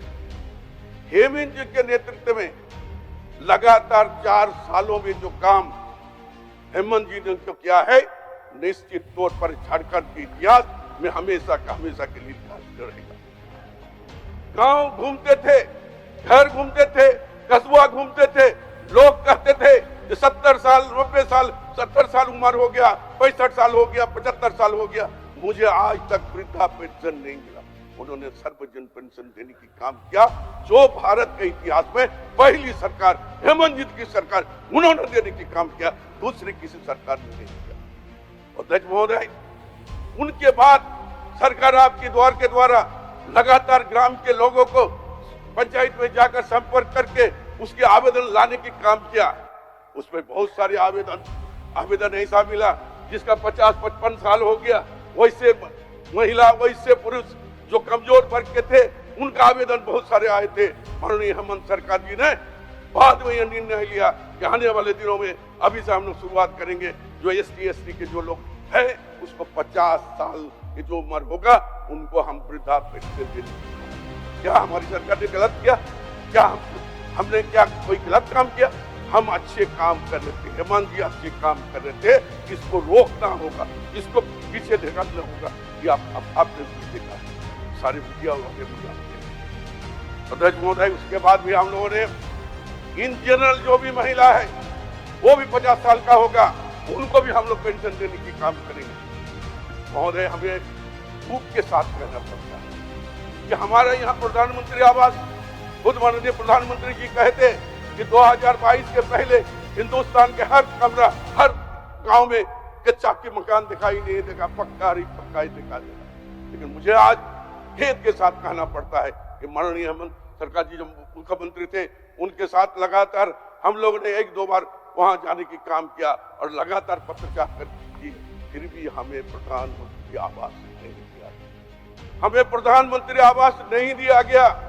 हम लोगों ने संकल्प लिए थे कि भारत सरकार से जो 1,20,000 1,30,000 रुपया दिया जाता था, उससे और 50,000 बढ़ाकर हर एक लाभ का एक कमरा हम लोग देने की काम करेंगे। अंत में नहीं दिया, अब वो आवास हम लोग लगाए। जो पुरानी रिकॉर्ड हमारे पास थी उसमें हम लोगों ने देखा कि आप 8 लाख लोगों को आवास दे सकते हैं, और हम लोगों ने जब आवेदन आया 30 लाख आवेदन आया। मैं आज विधानसभा के यहाँ पर सरकार की ओर से कह रहे हैं कि हमारी सरकार आने वाले दिनों में वो 20 लाख लोगों को भी आवास देने की काम करेगी। हमारी जो है आपके हम गारंटी हम देना चाहते हैं। महोदय, हो गया, पढ़िए, समाप्त करिए, समय लगेगा। महोदय, हमारी सरकार ने यहाँ पर हम देखते थे गांव में बच्ची जो पढ़ रही थी वो ड्रॉप आउट हो जाती थी। हमारी सरकार ने एक नया प्लान लाया और उस प्लान के तहत हम बच्चे के परिवार की विजिट करके वो बच्चे को जोड़ने की काम हम लोगों ने किया। एक हम लोग गए थे, हमारे हेमंत जी गए थे, एक कार्यक्रम में गए थे। उस कार्यक्रम में 2-3 बच्ची को बुलाए हेमंत जी ने, सबको पूछा तुमको मिल रहा है कि नहीं, तुमको मिल रहा है कि नहीं। एक बच्ची चुपचाप बैठी हुई, वहां भी नहीं बोल रही थी और ना भी नहीं बोल रही थी। बाद में जब पूछा गया, बोले हमारी दो बहनें उसको मिला लेकिन हमको नहीं मिला। हेमंत जी ने दूसरे दिन आकर, तीसरा या दूसरा दिन आकर कैबिनेट में निर्णय लिया कि नहीं, अगर एक परिवार में 2 या 3 बच्ची रहेगा उनको भी दिया जाएगा। ये हमारी हेमंत जी के इंस्टीट्यूट था, जो उन्होंने देखा एक परिवार में 3 बच्ची है तो क्यों नहीं उसको दिया जाएगा, देने की काम हम लोगों ने किया। इसी तरह हम लोग सैकड़ों साल से 23 साल पहले झारखंड राज्य नहीं सृजन हुआ था। हमारी माँ बहन सड़क समतल पर के गलियों और सड़कों में हम देखते हैं कि रोड के किनारे में हरिया दारू लेकर बेचते थे। आज हेमंत जी के आने के बाद फूलो झानो आशीर्वाद योजना हम लोग लाए और हम लोग ने उससे सॉर्ट आउट किया, वहां से निकाल के लोग को लाने के काम किए और उसको मुख्य धारा से जोड़ने की काम किया। महोदय, हम लोगों ने एक नहीं अनेक काम किया। आज हम आपको कहना चाहते हैं कि गांव में अगर देखा जाए तो पहले सड़क बनती थी, अच्छा सड़क देते भी थे, लेकिन जो पुरानी सड़क जो बनी हुई थी उस सड़क का कभी भी मरम्मत नहीं होता था। लेकिन हेमंत जी के नेतृत्व में ग्रामीण विकास ने निर्णय लिया कि गांव की जितनी भी सड़क पड़ी हुई है उसके 5 साल के उम्र जितने भी सड़क होगा हम धीरे धीरे करने की काम किया। आज हम लोगों ने 1100 किलोमीटर सड़क लिए। ऐसा कोई माननीय सदस्य नहीं जो ग्रामीण क्षेत्र से आता है जिनके यहाँ पर सड़क हमने पुरानी सड़क एक नहीं 5-6 तक लिए हैं और 8 नंबर तक पैकेज तक लेने जाने की काम किया। हमारी सरकार ने काम किया है, इसीलिए हम कहेंगे जो माननीय सदस्य आते हैं एक दूसरे का आरोप प्रत्यारोप लगाते हैं, पहले हमें अपना गिरवन में झांक कर देखना चाहिए और दूसरी पर आंख नहीं उठाना चाहिए। जिस तरह हमारी सरकार जब काम का शुरुआत किया था, हमेशा हमारी सरकार को डिस्टर्ब करने की काम किया। अगर आप देखा जाए 2019 के बाद लगातार इस सरकार को गिराने के लिए, इस सरकार को बर्बाद करने के लिए हमेशा लगी हुई है। कब लोटस ऑपरेशन का नाम लेकर यहाँ के हमारे जो भाले खोले जो एमएलए के साथ किसी तरह संपर्क करके बोलते थे कि हमारा तुम्हारा 20 एमएलए हमारे पास है। ये शुरुआत भारतीय जनता पार्टी ने किया। इसीलिए हम चाहते हैं कि लोकतंत्र के मंदिर में हम लोग खड़े हैं और इसका मर्यादा हमें रखना चाहिए, चाहे पक्ष का हो चाहे विपक्ष का हो। हमें ये संकल्प लेनी चाहिए कि हम नियम और अनुसार का काम करेंगे और एक दूसरे के खिलाफ में हम ऐसी बात नहीं कहेंगे जब तक हमें ठोस कोई साबुत मिल जाता है। महोदय, अपील भी करना चाहते हैं, आज हमारे सामने जो विपक्ष के हमारे माननीय सदस्य बैठे हैं, एवं पिछली सरकार की जो काम हम लोगों ने किया है उस काम को देखते हुए और आने वाले समय के काम के अंजाम देने के लिए हम चाहते हैं कि एकजुट होकर आज इस सरकार को, चंपाई जी का सरकार को आप लोग समर्थन दे। यही कहकर धन्यवाद करते हुए तमाम सदस्य माननीय सदस्य सुदेश कुमार महतो जी। महोदय, नई सरकार के जो वर्तमान प्रस्ताव के खिलाफ में बोलने के लिए खड़ा हूं। अध्यक्ष महोदय, आज सबसे पहले परिस्थिति चाहे जो कुछ भी हो, मैं अपने झारखंड आंदोलनकारी नेता जिन्हें मुख्यमंत्री की शपथ दिलाई गई, मैं आदरणीय बड़े भाई चंपाई सोरेन जी का मुख्यमंत्री बनने पर मैं उनको शुभकामना देता हूं। मैं व्यक्तिगत रूप से मेरी हमदर्दी वर्तमान जो घटना घटी, जो परिस्थितियां पैदा हुई, उस परिस्थिति में भी हेमंत जी के प्रति व्यक्तिगत मेरी संवेदना है। लेकिन इससे भी ऊपर जिस दायित्व के साथ आज हम आपके समक्ष इस सदन में खड़े हैं, वो मेरा बड़ा दायित्व है। भावनात्मक रूप से काफी बातें हुई, अपना पक्ष रखा गया, दलीलें अभी होनी ये चाहिए थी कि केवल वर्तमान परिस्थिति पर चर्चा होती तो अच्छा रहता। परिस्थिति क्यों आई, परिस्थिति के कारण को कभी कभी सामाजिक रूप से, कभी कभी धार्मिक रूप से जोड़ के देखना, मैं इस रूप से मैं न सोचता हूं, ना मेरा कोई इस तरह से मेरा बयान सामने रहता है। लेकिन आज मुझे इस बात की लेकर थोड़ी चिंता है कि जिस प्रदेश, जिस जगह पर, जिस क्षेत्र का हम लोग नेतृत्व कर रहे हैं, इसका इतिहास को मैंने 3 पार्ट अलग अलग करके देखा। एक पार्ट स्वर्णिम पार्ट हमारा, जो हमारा इतिहास है, जिस आजादी से पहले अंग्रेजों के समय जिस रूप से हमारे इस धरती पुत्रों ने लड़ा, जिस रूप से यहाँ के जल, जंगल, जमीन और अस्मिता की सुरक्षा के लिए, वो स्वर्णिम काल था जहां लीडर आए जिनको आज तक वर्तमान समय तक उदाहरण मान के राजनीति में चर्चा हो रही है। एक पार्ट उसके बाद जब आजाद भारत में हुआ तो इस झारखंड के इस खंड को और यहाँ की प्राकृतिक संपदाओं पर चर्चा शुरू हो गई कि भाई वहां एक ऐसा क्षेत्र है जिसकी संपदा को अगर सही उपयोग किया जाए तो एक बेहतर झारखंड के उस खंड के लोगों के जीवन स्तर को सजाया जा सकता है। तीसरा काल एक बड़े आंदोलन के बाद इस राज्य का आया, इस राज्य का गठन हुआ और आप प्रत्यक्ष रूप से मुझे इस बात को बोलते हुए मैं बड़ा गर्व महसूस करता हूं कि आप भी अध्यक्ष एक झारखंड आंदोलनकारी रहे। तो आंदोलनकारी के बाद जब एक राज्य प्रदेश आता है और प्रदेश के बाद की जो हिस्ट्री बनती है, उसके बाद का जो इतिहास अभी बना है, वो इतिहास कई खंडों के लिए जाना जाता है। कई इस तरह से अलग अलग अपराध, अलग अलग भ्रष्टाचार के रूप में इस प्रदेश की गिनती श्रेणी में आकर खड़ी हो गई। ये इस पर सबको मंथन और विचार करना होगा। हम कोई इस राज्य की तरक्की जैसे कोई विषय या फिर कुछ ऐसे विषयों पर चर्चा नहीं कर रहे हैं। मैं भावनात्मक, अभी पूर्व मुख्यमंत्री जी का भावनात्मक बयान सुन रहा था और मुझे इसमें भी इस बात को आंदोलनकारी परिवार के से आने वाले उनके पुत्र सही आंदोलन में कभी प्रत्यक्ष रूप से आए नहीं, लेकिन कम से कम उस परिवेश में जीने का, आगे बढ़ने का इनके लिए बहुत अवसर था। मुख्यमंत्री के रूप में आते हैं और ये बात चर्चा हो रही है कि ऐसा कर दिया गया, किसी दल ने उनको फंसा दिया। तो उसके लिए उदाहरण है इस प्रदेश के अंदर में। गुरुजी इस प्रदेश से नेतृत्व करते थे और बताओ जब इस तरह से स्थिति, चिरूडी कांड जैसा कांड उनके ऊपर आरोप लगता है, उस काल में भाजपा पार्टी तो नहीं थी, भाजपा सत्तासीन नहीं थे। 93 का वोट फॉर नोट रिश्वत कांड, उस समय तो भाजपा तो नहीं थी। हमारे पूर्व मुख्यमंत्री मधु कोड़ा जी थे, तो उस समय तो कोई भाजपा की गवर्नमेंट नहीं थी। इसलिए इंकित करके किसी के बारे कि आपके कारण ऐसा हुआ, ऐसा नहीं हो सकता है।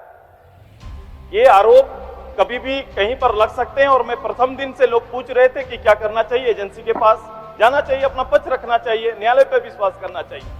देश के प्रधानमंत्री भी एजेंसी के सामने 12-12 घंटा रहे हैं, ऐसा थोड़ी है कि नहीं रहे हैं। एक बार नहीं 2 बार तक उनको एजेंसी के सामने जाना पड़ा, अपना पक्ष रखना पड़ा। कांग्रेस पार्टी के जो हेड नेता हैं उनको अपना पक्ष रखना पड़ा है, और ये लोग करते हैं, उसका आदर करते हैं, सम्मान करते हैं। जिस संविधान के दायरे में हम काम कर रहे हैं, अपने अधीनस्थ बनाए हुए एजेंसियों का सम्मान भी तो करना हमारा ही काम है। मैं आज इस सरकार में कार्यों के बारे में चर्चा हुई, मैं उसके पीछे मैं कार्यों की चर्चा नहीं करेंगे। कार्यों का हिसाब जब समय आएगा तो निश्चित रूप से जब जनता के पटल पर जाएंगे तो लोग चर्चा करेंगे, अपनी उपलब्धि लोग बताएंगे।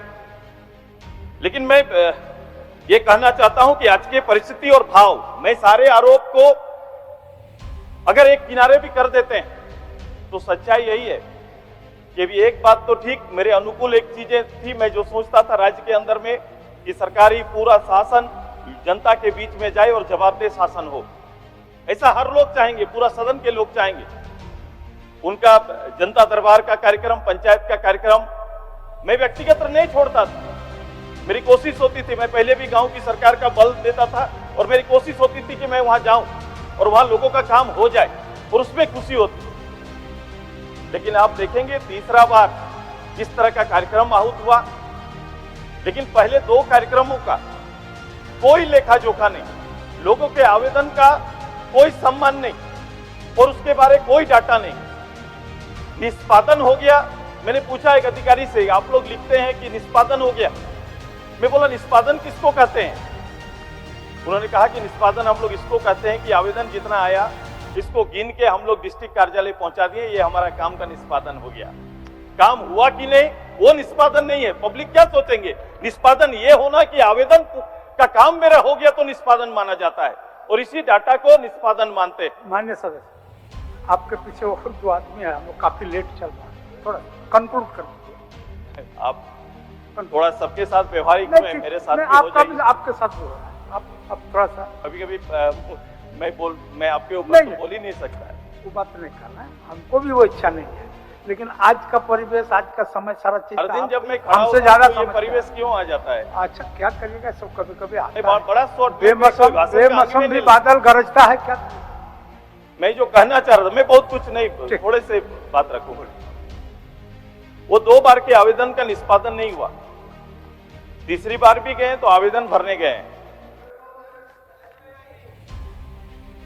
हो सकता है मैं पेंशन पर बात जो किए हैं वो उसका रिजल्ट मिलेगा, जो काम किए हैं वो आएगा, उसका परिणाम रहेंगे आपके। 1 मिनट सुदेश जी, 1 मिनट बोलिए, क्या बोलना चाहते हैं? कह रहे हैं हमारे माननीय सदस्य जो बहुत अनुभवी हैं और उप मुख्यमंत्री भी रह चुके हैं, कहाँ का आंकड़ा चाहिए, कहाँ का डाटा चाहिए, किस जिले का, किस विधानसभा का, कि जहां आपकी योजना, आपकी सरकार, आपके द्वार कार्यक्रम हुए और जो जितने भी आवेदन आए उसका निराकरण नहीं हुआ, जनता की समस्याओं का समाधान नहीं हुआ, बता दे अपने विधानसभा का, कितनी विधानसभा का। बोलिए सुदेश जी। अध्यक्ष जी चलिए बोलिए। मेरे भाई मंत्री भी रहे हैं, वो भी जवाबदेही जिम्मेदारी उनकी भी है। अगर इस तरह से मैं विभागीय चर्चा में बात में आऊंगा, जब विभागीय चर्चा होता है तो हम लोग आएंगे, सुलझेंगे। लेकिन सच्चाई ये है कि गढ़वा के किसी गांव और किसी पंचायत में चल जाएंगे आज ना, तो वहां भी ये उदाहरण मेरे मंत्री जी को मिल जाएगा, मेरे पूर्व मंत्री जी को मिल जाएगा, ये मिल जाएगा वहां पे। मैं कहने के पीछे का केवल एक सार था इसमें, ये क्यों मैं बोल रहा था कि सारे आरोप मैंने कहा किनारे कर दीजिए, इसके माध्यम से आज जनता का भाव खाली जाए, जनता किस रूप से देखे। हमारा सरकार का आईना होता है, उसका सबसे नीचे तबका का पदाधिकारी, कर्मचारी और उसका कार्यालय की सरकार कैसी चल रही है। जैसे हम लोग तापमान, शरीर का तापमान नस छू के शरीर की गर्मी से पता चलता है कि आपको बुखार है कि नहीं, उसी तरह छोटे कार्यालय में छोटे पदाधिकारी के अंदर चल रहे आचरण को ही आप सरकार का आचरण मानते हैं, यही सच्चाई है। आज के दिन में अगर कोई भी कहीं पर, किसी गांव में, किसी क्षेत्र में आम लोग अगर अपनी बात और अपने हक की बात करते हैं तो सरकारी आचरण इस रूप से हो गया है कि वो खड़ा होकर सरकारी पदाधिकारी उसका जवाब देता है कि जहां जाओ जो करो, मेरा कुछ कोई नहीं बिगाड़ सकता है। माने ये हिम्मत के साथ जिनको जो काम करना है, जिनके अधीनस्थ सरकार के जो इशारे सरकार के गाइडलाइन में काम करना है, उनका मन इस कदर बढ़ा हुआ है कि आप जाइए, जहां जाइए वो कह देंगे जाइए, मुख्यमंत्री तक जाइए, जहां जाना है जाइए, मेरा कोई कुछ नहीं बिगाड़ सकता है, क्योंकि हम देकर आए हैं। माने ये वातावरण है, ये वातावरण है। चलिए सुरेश बाबू, अब आप समाप्त करिए। ये वातावरण है, चलिए। और इसी वातावरण का ही आज एक माहौल बना है कि आप करना क्या चाहते हैं, आप आगे क्या करना चाहते हैं। देखिए, नीतियां बनाने पर सरकार आई, बहुत बड़ा रोल रहा कि नीति बनेंगी, कि स्थानीय नीति बनेगा, नियोजन नीति बनेगा, विस्थापित नीति बनेगा। 4 साल में नीति तो नहीं बनी। अवसर आया एक कि लोग लंबे समय के बाद एग्जाम के लिए तैयार हुए कि परीक्षाएं आएंगी। आप ही का इसी सरकार में 30 नवंबर 2023 को एक अलग से पेपर लीक होने पर एक कानून बनता है। आप कानून बनाते हैं कि भाई पेपर लीक हुआ तो उम्र कैद, नहीं तो 10 करोड़ रुपया तक का जुर्माना लेंगे। कोई परीक्षार्थी गलत करेगा तो कदाचार करते हुए पकड़ा जाएगा, उसके लिए भी सजा तय की है। लोगों ने इसका विरोध किया था। मैं इस पूरे आपके माध्यम से पूरे सदन से को ध्यान आकृष्ट करना चाहता हूं कि आप ही का बनाया हुआ नियम, कि इसमें कहा गया कि पेपर लीक होने और नकल से जुड़े मामलों पर बगैर प्रारंभिक जांच के एफआईआर और गिरफ्तार करने का प्रावधान किया गया है। अब बताइए, ये न्यूज कब आया और आज कितना दिन बीत गया? आपकी ईमानदारी इसी में डोल जाती है कि अपने ही खुद बनाए हुए कानून पर एक एक्शन तक नहीं लिए, जबकि इस समय बेरोजगारी सबसे बड़ा मुद्दा इस प्रदेश का है। मैं आदरणीय इस सदन के नेता से आग्रह करेंगे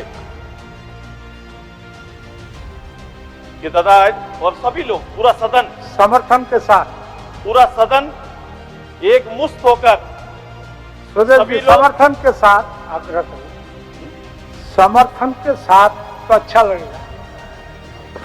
अगर ये काम आप करिए, ये युवाओं की बात आप से लेकर सभी लोग करते हैं, उनके पक्ष में सभी लोग खड़े होते हैं। आज यहीं पर खड़ा होकर सब लोग एक मत होकर प्रस्ताव, इसकी जांच का प्रस्ताव ले लीजिए, इस पर एक्शन लीजिए, यही आग्रह करना चाहते हैं आपसे। ले लीजिए मुख्यमंत्री जी, ये इतिहास बन जाएगा। अब वरना परंपराओं को लेकर चलने वाले मुख्यमंत्री के रूप में मैं नहीं चाहता आपका परिचय बने। हो गया। अब मान्य प्रदीप जी, ठीक, आगे आपका बात पूरा आ गया। जवाब में देंगे, उत्तर देंगे तो बोलेंगे। जो टास्क दिया उस टास्क का जवाब दें। अब आगे सुरेश, चल।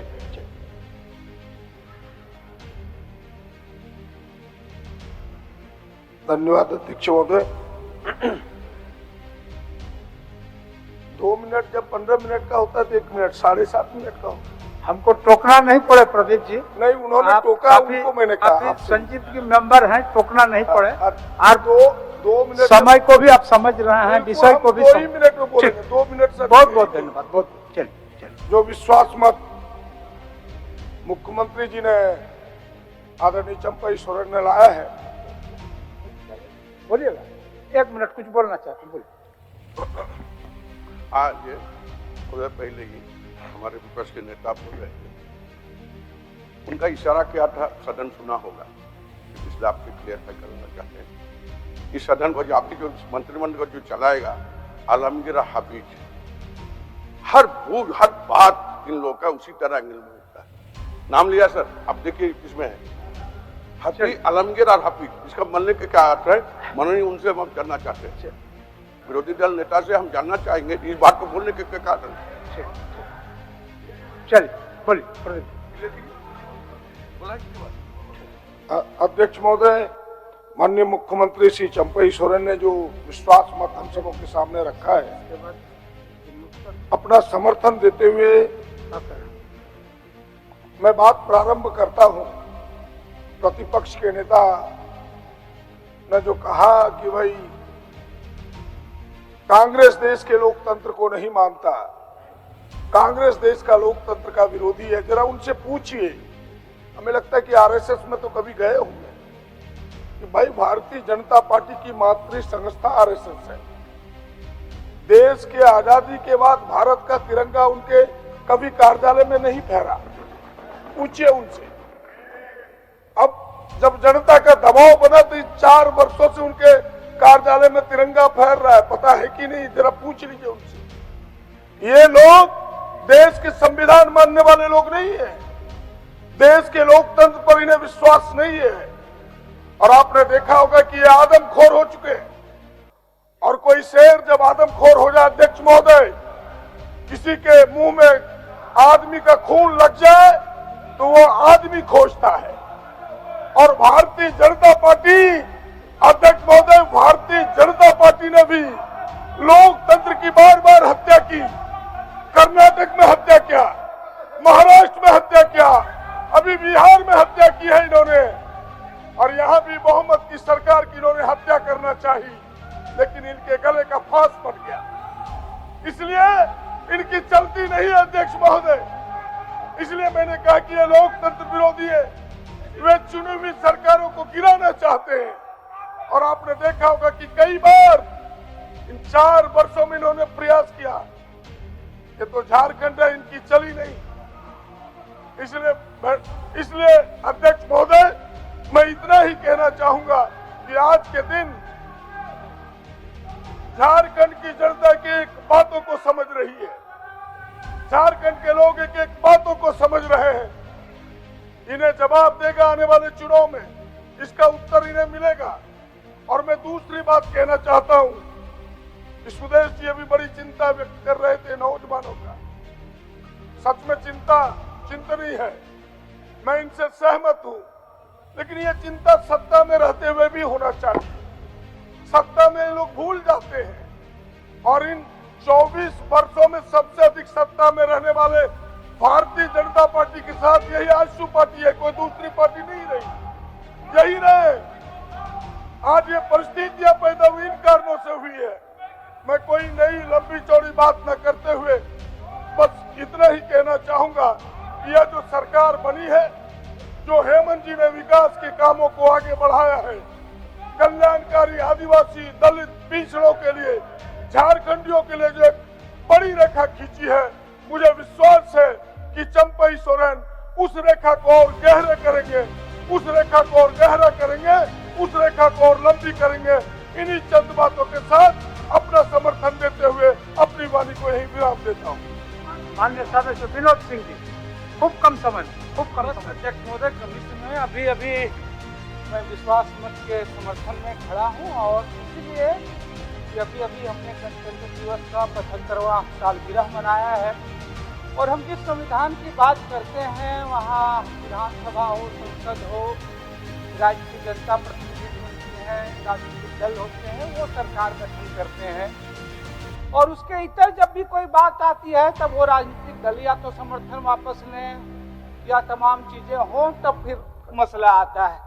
लेकिन आप देख रहे हैं कि भाजपा के खिलाफ जो बहुमत मिला इस राज्य में, उन तमाम राजनीतिक दल के लोग एकत्र हैं, आज भी इस सरकार के साथ खड़े हैं। और उसके बाद भी अगर आप देखें कि जो विधायक चुने गए पूरे राज्य में भारतीय जनता पार्टी के खिलाफ, वो सारे लोग भी हैं। बल्कि विश्वासघात तो ये हुए है कि झारखंड विकास मोर्चा के एक सदस्य जो भारतीय जनता पार्टी के खिलाफ चुन करके आए, वो जाके रेड ट्रैप में चले गए। अध्यक्ष महोदय, जो दूसरी बात मैं कहना चाह रहा हूँ, अध्यक्ष महोदय, 4 सालों के सरकार का भी अगर जनता का भी मत देखें तो 6 उपचुनाव हुए। और उस 6 उपचुनाव में अगर आप देखेंगे तो 5 यानी 85% जो है, जो गठबंधन जो सरकार चल रही थी, जनता ने पुनः विश्वास जो दिलाया 6 उपचुनावों में से 5 सीटों पर। अब जो स्थितियां आई है चंपई सोरेन जी के नेतृत्व में, अध्यक्ष महोदय, बार बार जो कह रहे हैं कि मामला भ्रष्टाचार है, भ्रष्टाचार का मामला होता। अध्यक्ष महोदय, मैं कह रहा हूँ सबसे पहले मैं इनके साथ खड़ा होता। लेकिन इस राज्य में हमारे माननीय सदस्य हेमंत सोरेन जी ने कहा कि सबसे ज्यादा भारतीय जनता पार्टी शासन मिल रही है और भ्रष्टाचार की इनकी यही परिभाषा है कि जो भाजपा के साथ हैं वो भ्रष्टाचार मुक्त हैं, जो भाजपा के खिलाफ हैं वो भ्रष्टाचार युक्त हैं। मैं बिल्कुल इसीलिए मैं कह रहा हूँ आप अपने आगे बैठे हुए से पूछ लीजिए। माननीय रणधीर सिंह जी, जब आपके वो भी विनोद सिंह जी हैं, आप गलत जगह टकरा गए। जब आपके भानु प्रताप शाही जी अपना मंत्री पद सिक्योर कर रहे थे तब भी उस सरकार के खिलाफ अगर एक वोट था तो वो हमारा वोट था अध्यक्ष महोदय। तो मैं इसीलिए कह रहा हूँ कि ये नहीं है। और इसीलिए आपने देखा चाहे हेमंत बिस्वा शर्मा का मामला हो, चाहे सुधेंदु अधिकारी का मसला हो, चाहे छगन भुजबल का मामला हो, ये अगर सरकार 1 मिनट अध्यक्ष महोदय होते हैं अध्यक्ष महोदय, तो ये सारी चीजें अगर भ्रष्टाचार का मसला होता अध्यक्ष महोदय तो मनरेगा घोटाले में जो राजनीतिक संरक्षण हुए पूजा सिंघल के पक्ष में उन लोगों पे तलवार गिरती। अगर भ्रष्टाचार का मसला होता अध्यक्ष महोदय जिस खनन घोटाले में रबर सरकार गिरफ्तार होती, लेकिन सरकार का ईडी का सीबीआई का इरादा साफ था। इसीलिए था कि जब बात उठेगी हेमंत सोरेन की गिरफ्तारी होगी, दूर तक जाएगी, तो आपने देखा कि पहले ही उन्हें राज्यपाल बना करके सिक्योर कर दिया गया कि भ्रष्टाचार के मामले में भी उनकी गिरफ्तारी नहीं है अध्यक्ष महोदय।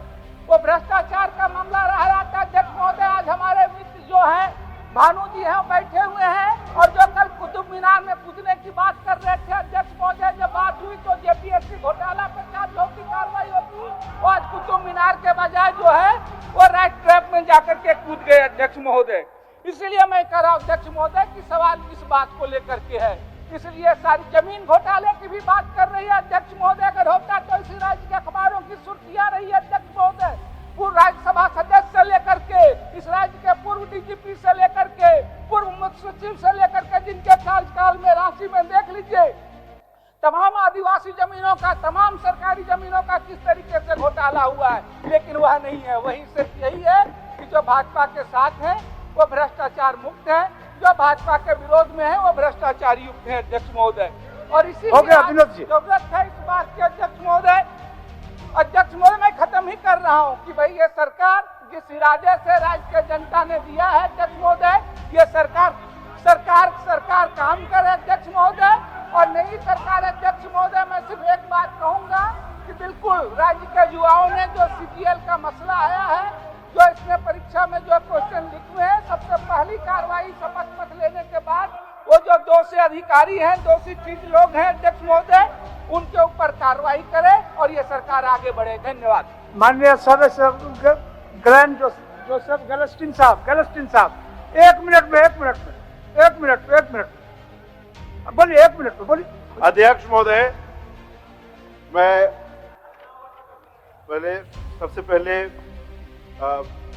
चंपा सोरेन जी को धन्यवाद देता हूँ और शुभकामनाएं। आज हम लोग यहाँ पर विश्वास मत के पक्ष पे खड़े हैं। अक्सर देखा जाता है कि हमेशा ये बोला जाता है कि भारत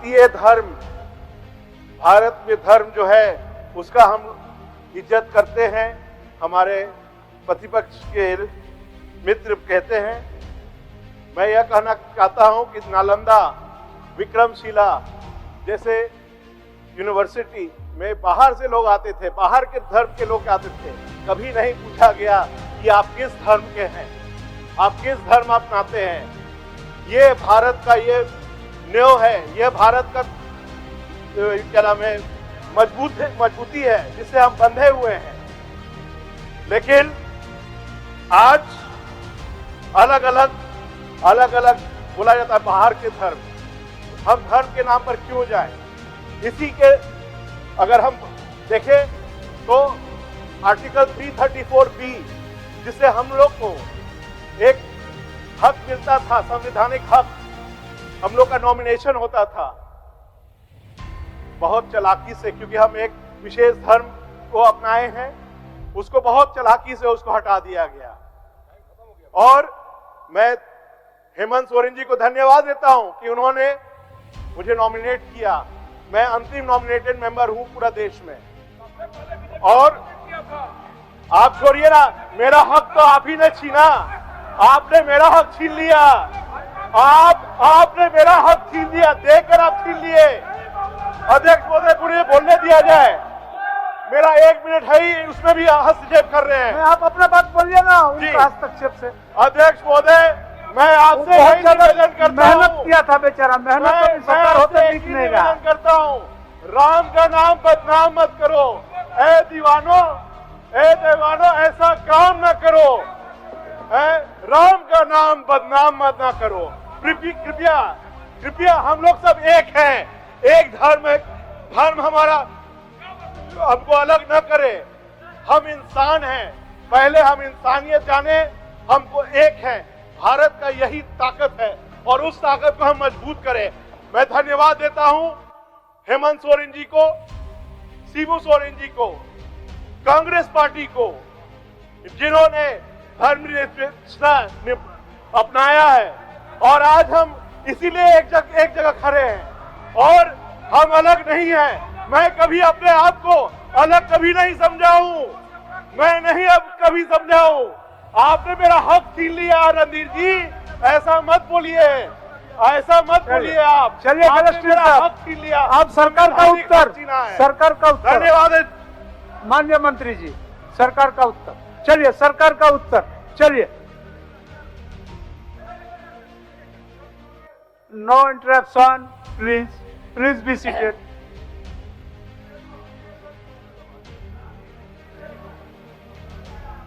अध्यक्ष महोदय,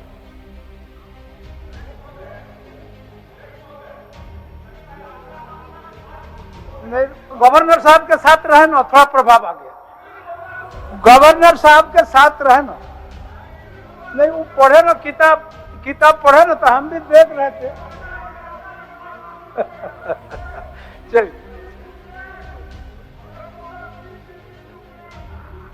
महोदय,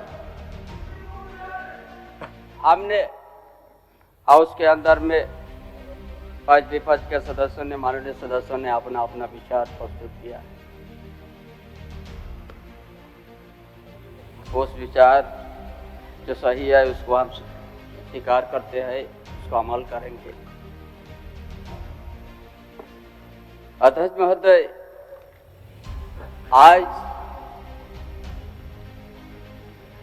बहुत कुछ करना है। पहले तो पिछले सरकार ने ऐसा परिस्थिति पैदा हुई जब मेरे विपक्ष के साथियों के जो सरकार थी रघुवर दास के नेतृत्व में, जो यहाँ का आदिवासी, यहाँ का सुरक्षा का कवच हम लोग कहते हैं, CNT एक्ट, SVT एक्ट, उसको समाप्त करने की दिशा। दूसरी है लैंड बैंक के माध्यम से राज्य के अंदर में निजी साहत्य को बंदोबस्ती करना। इस तरह का बहुत सा घटनाक्रम है जो यहाँ के इस प्रदेश का झारखंड आंदोलन के समय से वर्षों से इसका बड़ा लंबा इतिहास है। जल, जंगल, जमीन, उस सारा चीज को संवारने के लिए जो हमारा 2019 में हेमंत बाबू का नेतृत्व में जनादेश प्राप्त हुआ, जिस आशा आकांक्षा के उस सारे काज को हमको करना है। जो पिछले दिन चाहे विस्थापित का सवाल हो, नियुक्ति का सवाल हो, बेरोजगार की सवाल हो, हमारा माननीय सदस्य सुरेश बाबू अभी कुछ ऐसा कुछ पेपर लीक के बात रखा, कार्रवाई की बात रखा। महोदय, हमने इस आंदोलन के एक आदर्श के साथ हम गुरु जी के आदर्श को मानते हैं, संघर्ष करके शोषण के विरोध में लड़ाई लड़ने और वहां का जो शोषित हुआ है उसको उत्थान करना। और निश्चित रूप से वहां जो आज पेपर लीक हुआ, निश्चित रूप से कार्रवाई होगा।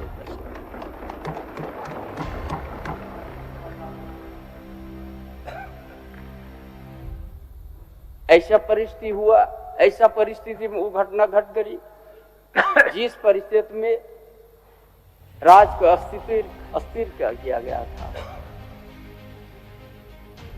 इसलिए बहुत सा योजना बनाया। उस योजना से जो यहाँ का लाभान्वित है, ग्रामीण क्षेत्र लेकर शहरी क्षेत्र का जो बीच में खाई उसको लेवल बनाना है। सभी वर्ग का समानता। देश इतना धनी प्रदेश में क्यों यहाँ का आदिवासी, यहाँ का गरीब आदमी उस व्यवस्था से बड़ा दूर रखा गया। ऐसा बहुत सा काज है महोदय। और जो केंद्रीय एजेंसी इस झारखंड प्रदेश बड़ा सरल है, हम लोग सादा सरल के हम लोग रहते हैं, उसका भी एक पारदर्शिता होना चाहिए, भेदभाव नहीं होना चाहिए जो हमारा हेमंत बाबू के साथ हुआ है।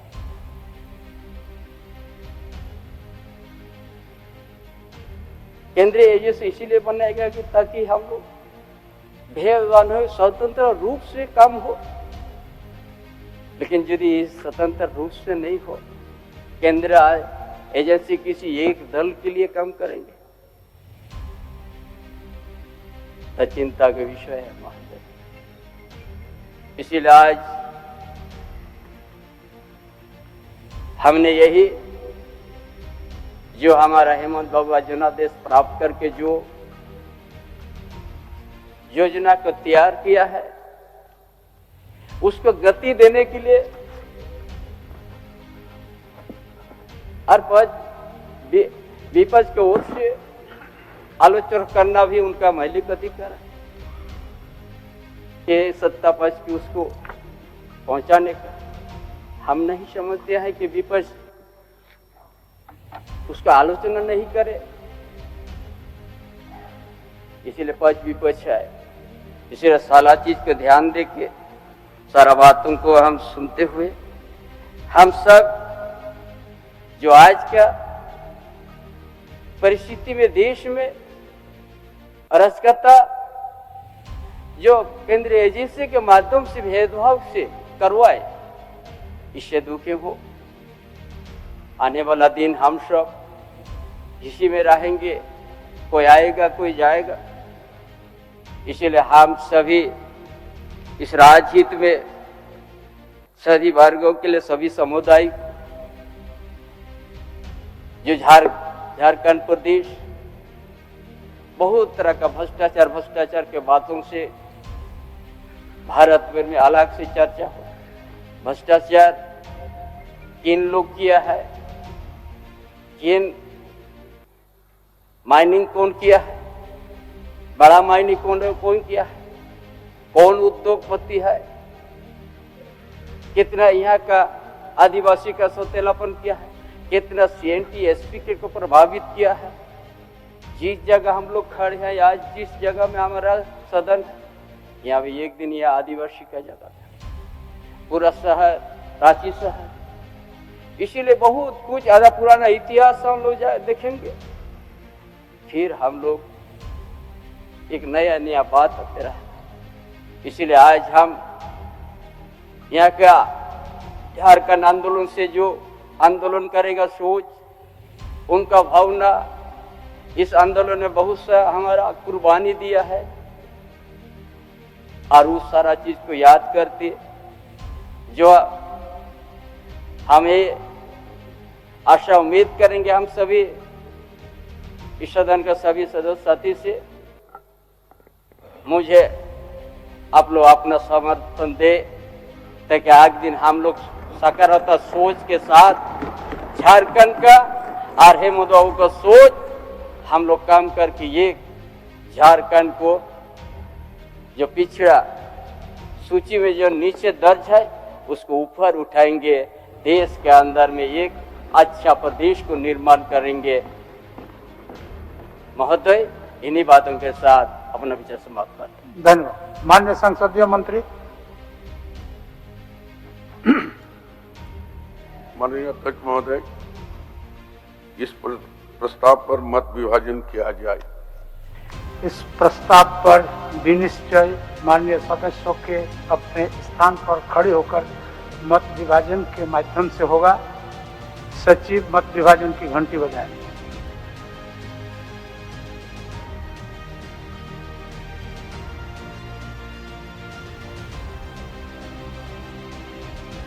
प्रस्ताव के पक्ष में 47 मत प्राप्त हुए। प्रस्ताव के विपक्ष में 29 मत प्राप्त हुए। इस प्रकार ये सभा वर्तमान मंत्रिपरिषद में विश्वास प्रकट करती है कि प्रस्ताव पारित हुआ। माननीय सदस्यगण, सभा की कार्रवाई मंगलवार दिनांक 6 फरवरी 2024 के 11 बजे पूर्वाह्न तक के लिए स्थगित की जाती है। सबसे पहले खबर देखने के लिए आप न्यूज स्टार भारत चैनल को सब्सक्राइब करें, लाइक करें, शेयर जरूर करें ताकि हर खबर आप तक पहुंचे।